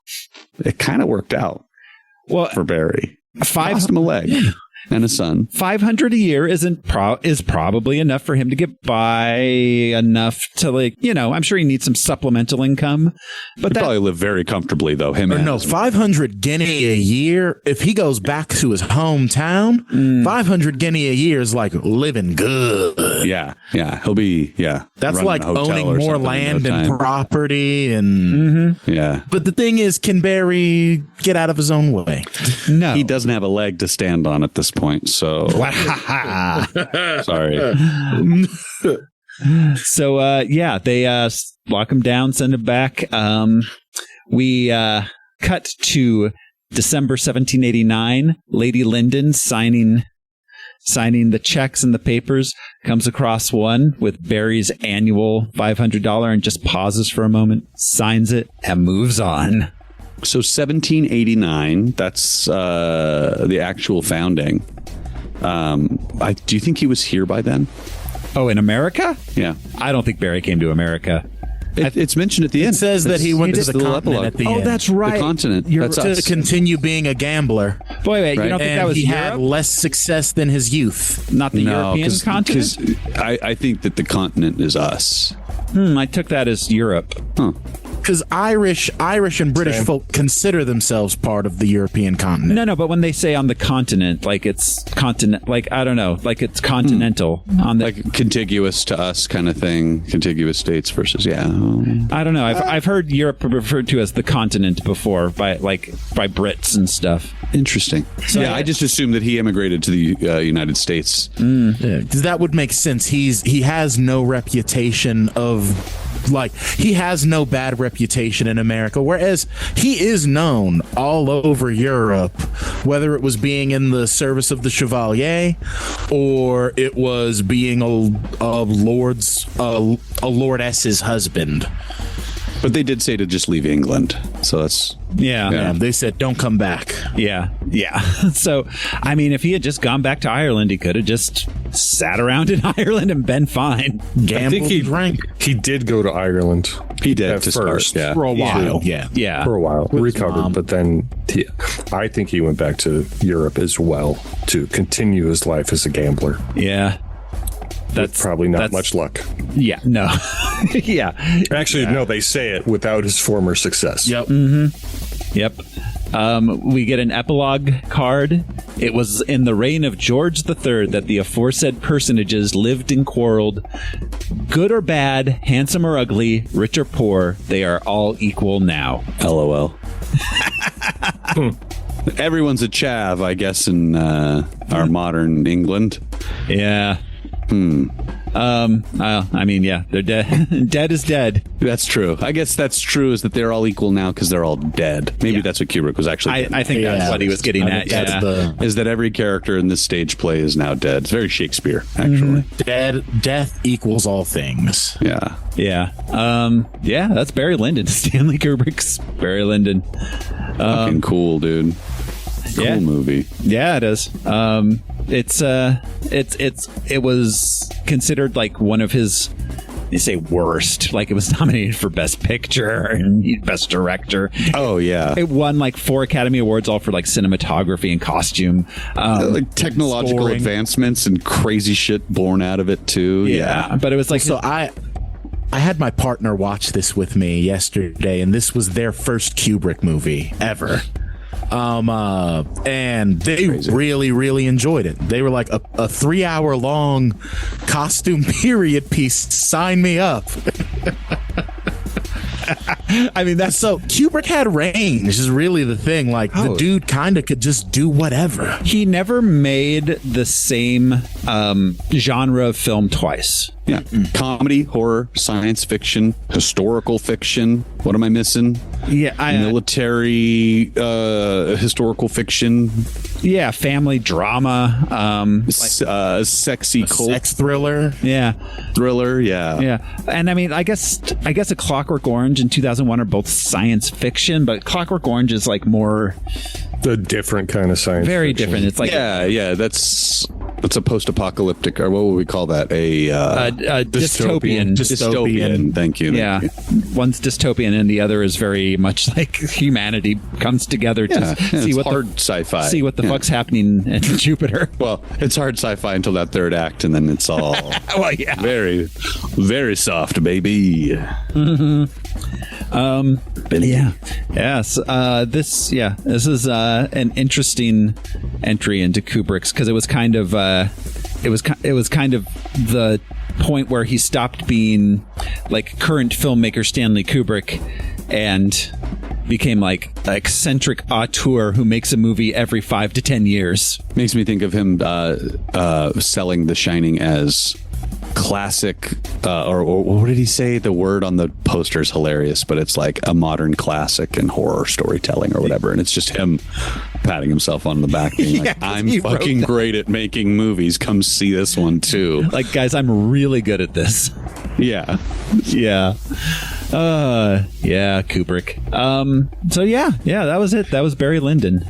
Do you think that he chose Barry Lyndon because he saw himself in this character? Because he's kind of a bullshitting genius who kind of like outperformed, I think, everybody's expectations in every fucking single time that he had an out. I think he enjoyed the character. Whether he was able to see himself in the character, I think that he read Barry Lyndon and was like, this guy is interesting to me personally. Yeah.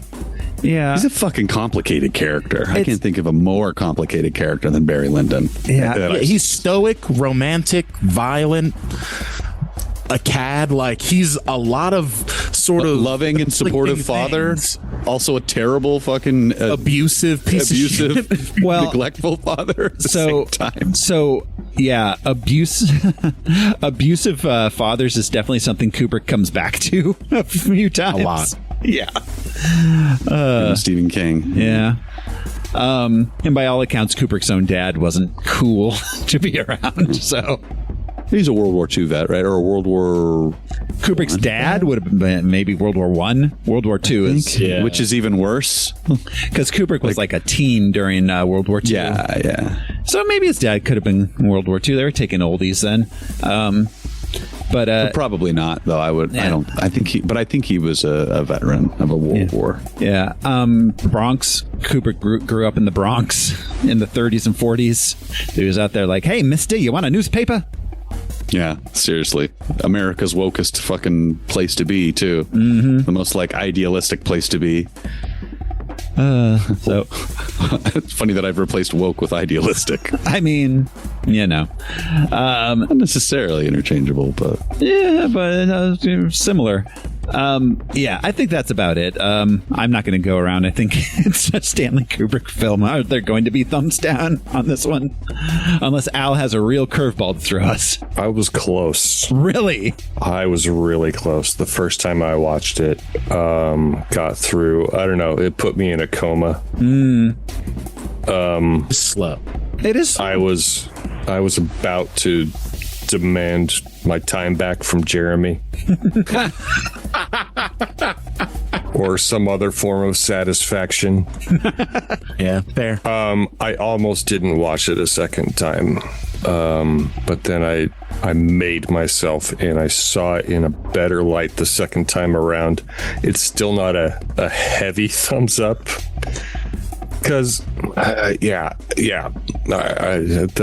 length, the slowness, it was rough, but I appreciate what he was doing. That is the criticism of this film from everybody. It's slow and long. The humor was so subtle. I think I read that the book was more humorous. Yeah, the book Yes. was more of a straight up like humorous adventures of. Yeah, but anyway, it was close. All right, that's crazy. this movie demands like a close watch. We put it on the other night when Jay was over at my house, and I was like in the background, but I had to watch it closely, and it definitely paid off on like watching it just like singularly focused on watching this movie and trying to soak it in. I was glad that I watched it again. Like, all right, just put on the headphones and pay attention to it closely. It's not Lawrence of Arabia where you're like swept up in the like, ooh, how pretty colors and the sound, and there's all kinds of like, this is just candles and a guy being like, I don't want to touch your breasts, but I do. That's truly one of the things that I appreciate about slow film is we live now in an era of entertainment and filmmaking where they're literally like, the studio notes are like, you need to write this scene more plainly on the nose and have them explain it because people look at their phones. You have to look during into movies. So yeah, you have to look into the camera. I enjoy a sprawl where if you're going to get anything out of the film, it demands that you lock in on it. Mm-hmm. Yeah, it rewards really engagement. Pay attention. Yeah. Yeah, and I mean, this is the film that between this and 2001 are the films that really got Kubrick his reputation for being cold and clinical in his filmmaking. It's hilarious because Strangelove is black and white and none of those things. No. Not at all. Strangelove, The Shining, Full Metal Jacket, all very big, loud, messy films.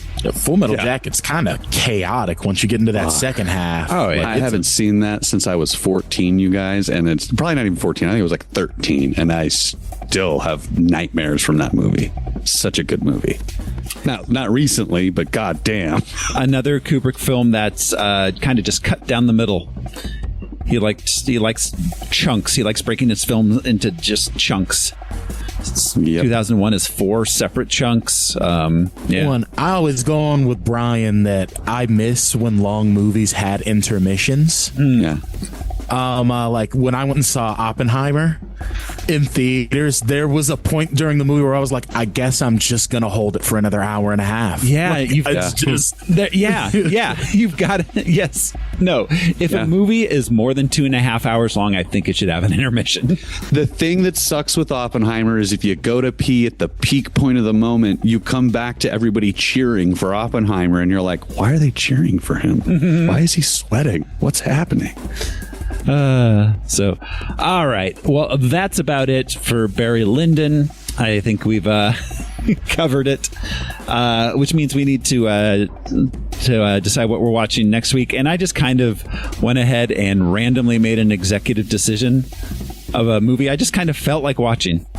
It's going to be a bit of a departure from Barry Lyndon. No. Next week, Most things are. yeah.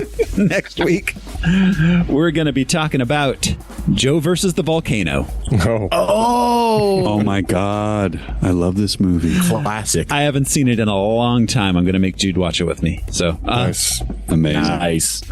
yeah, it is free on YouTube. I'm like two separate accounts uploaded the whole movie. So,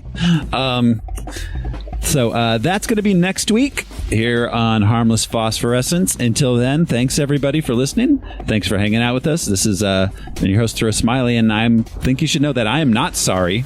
I'll not apologize, and I'd just as soon go to Dublin as hell. I'm Jerime Reed, and you can put your hands down now, Mr. Barry. I'm Brian Lesh, and my papa lets me sleep with the candles lit. That's dangerous. It's a fire hazard. And I left the army on account of a weakness in my loins. I'm Alaric Weber. Loin weakness affects The Navy will get those toughened right up, Al. Oh, no. We'll see you next time, everyone. Bye.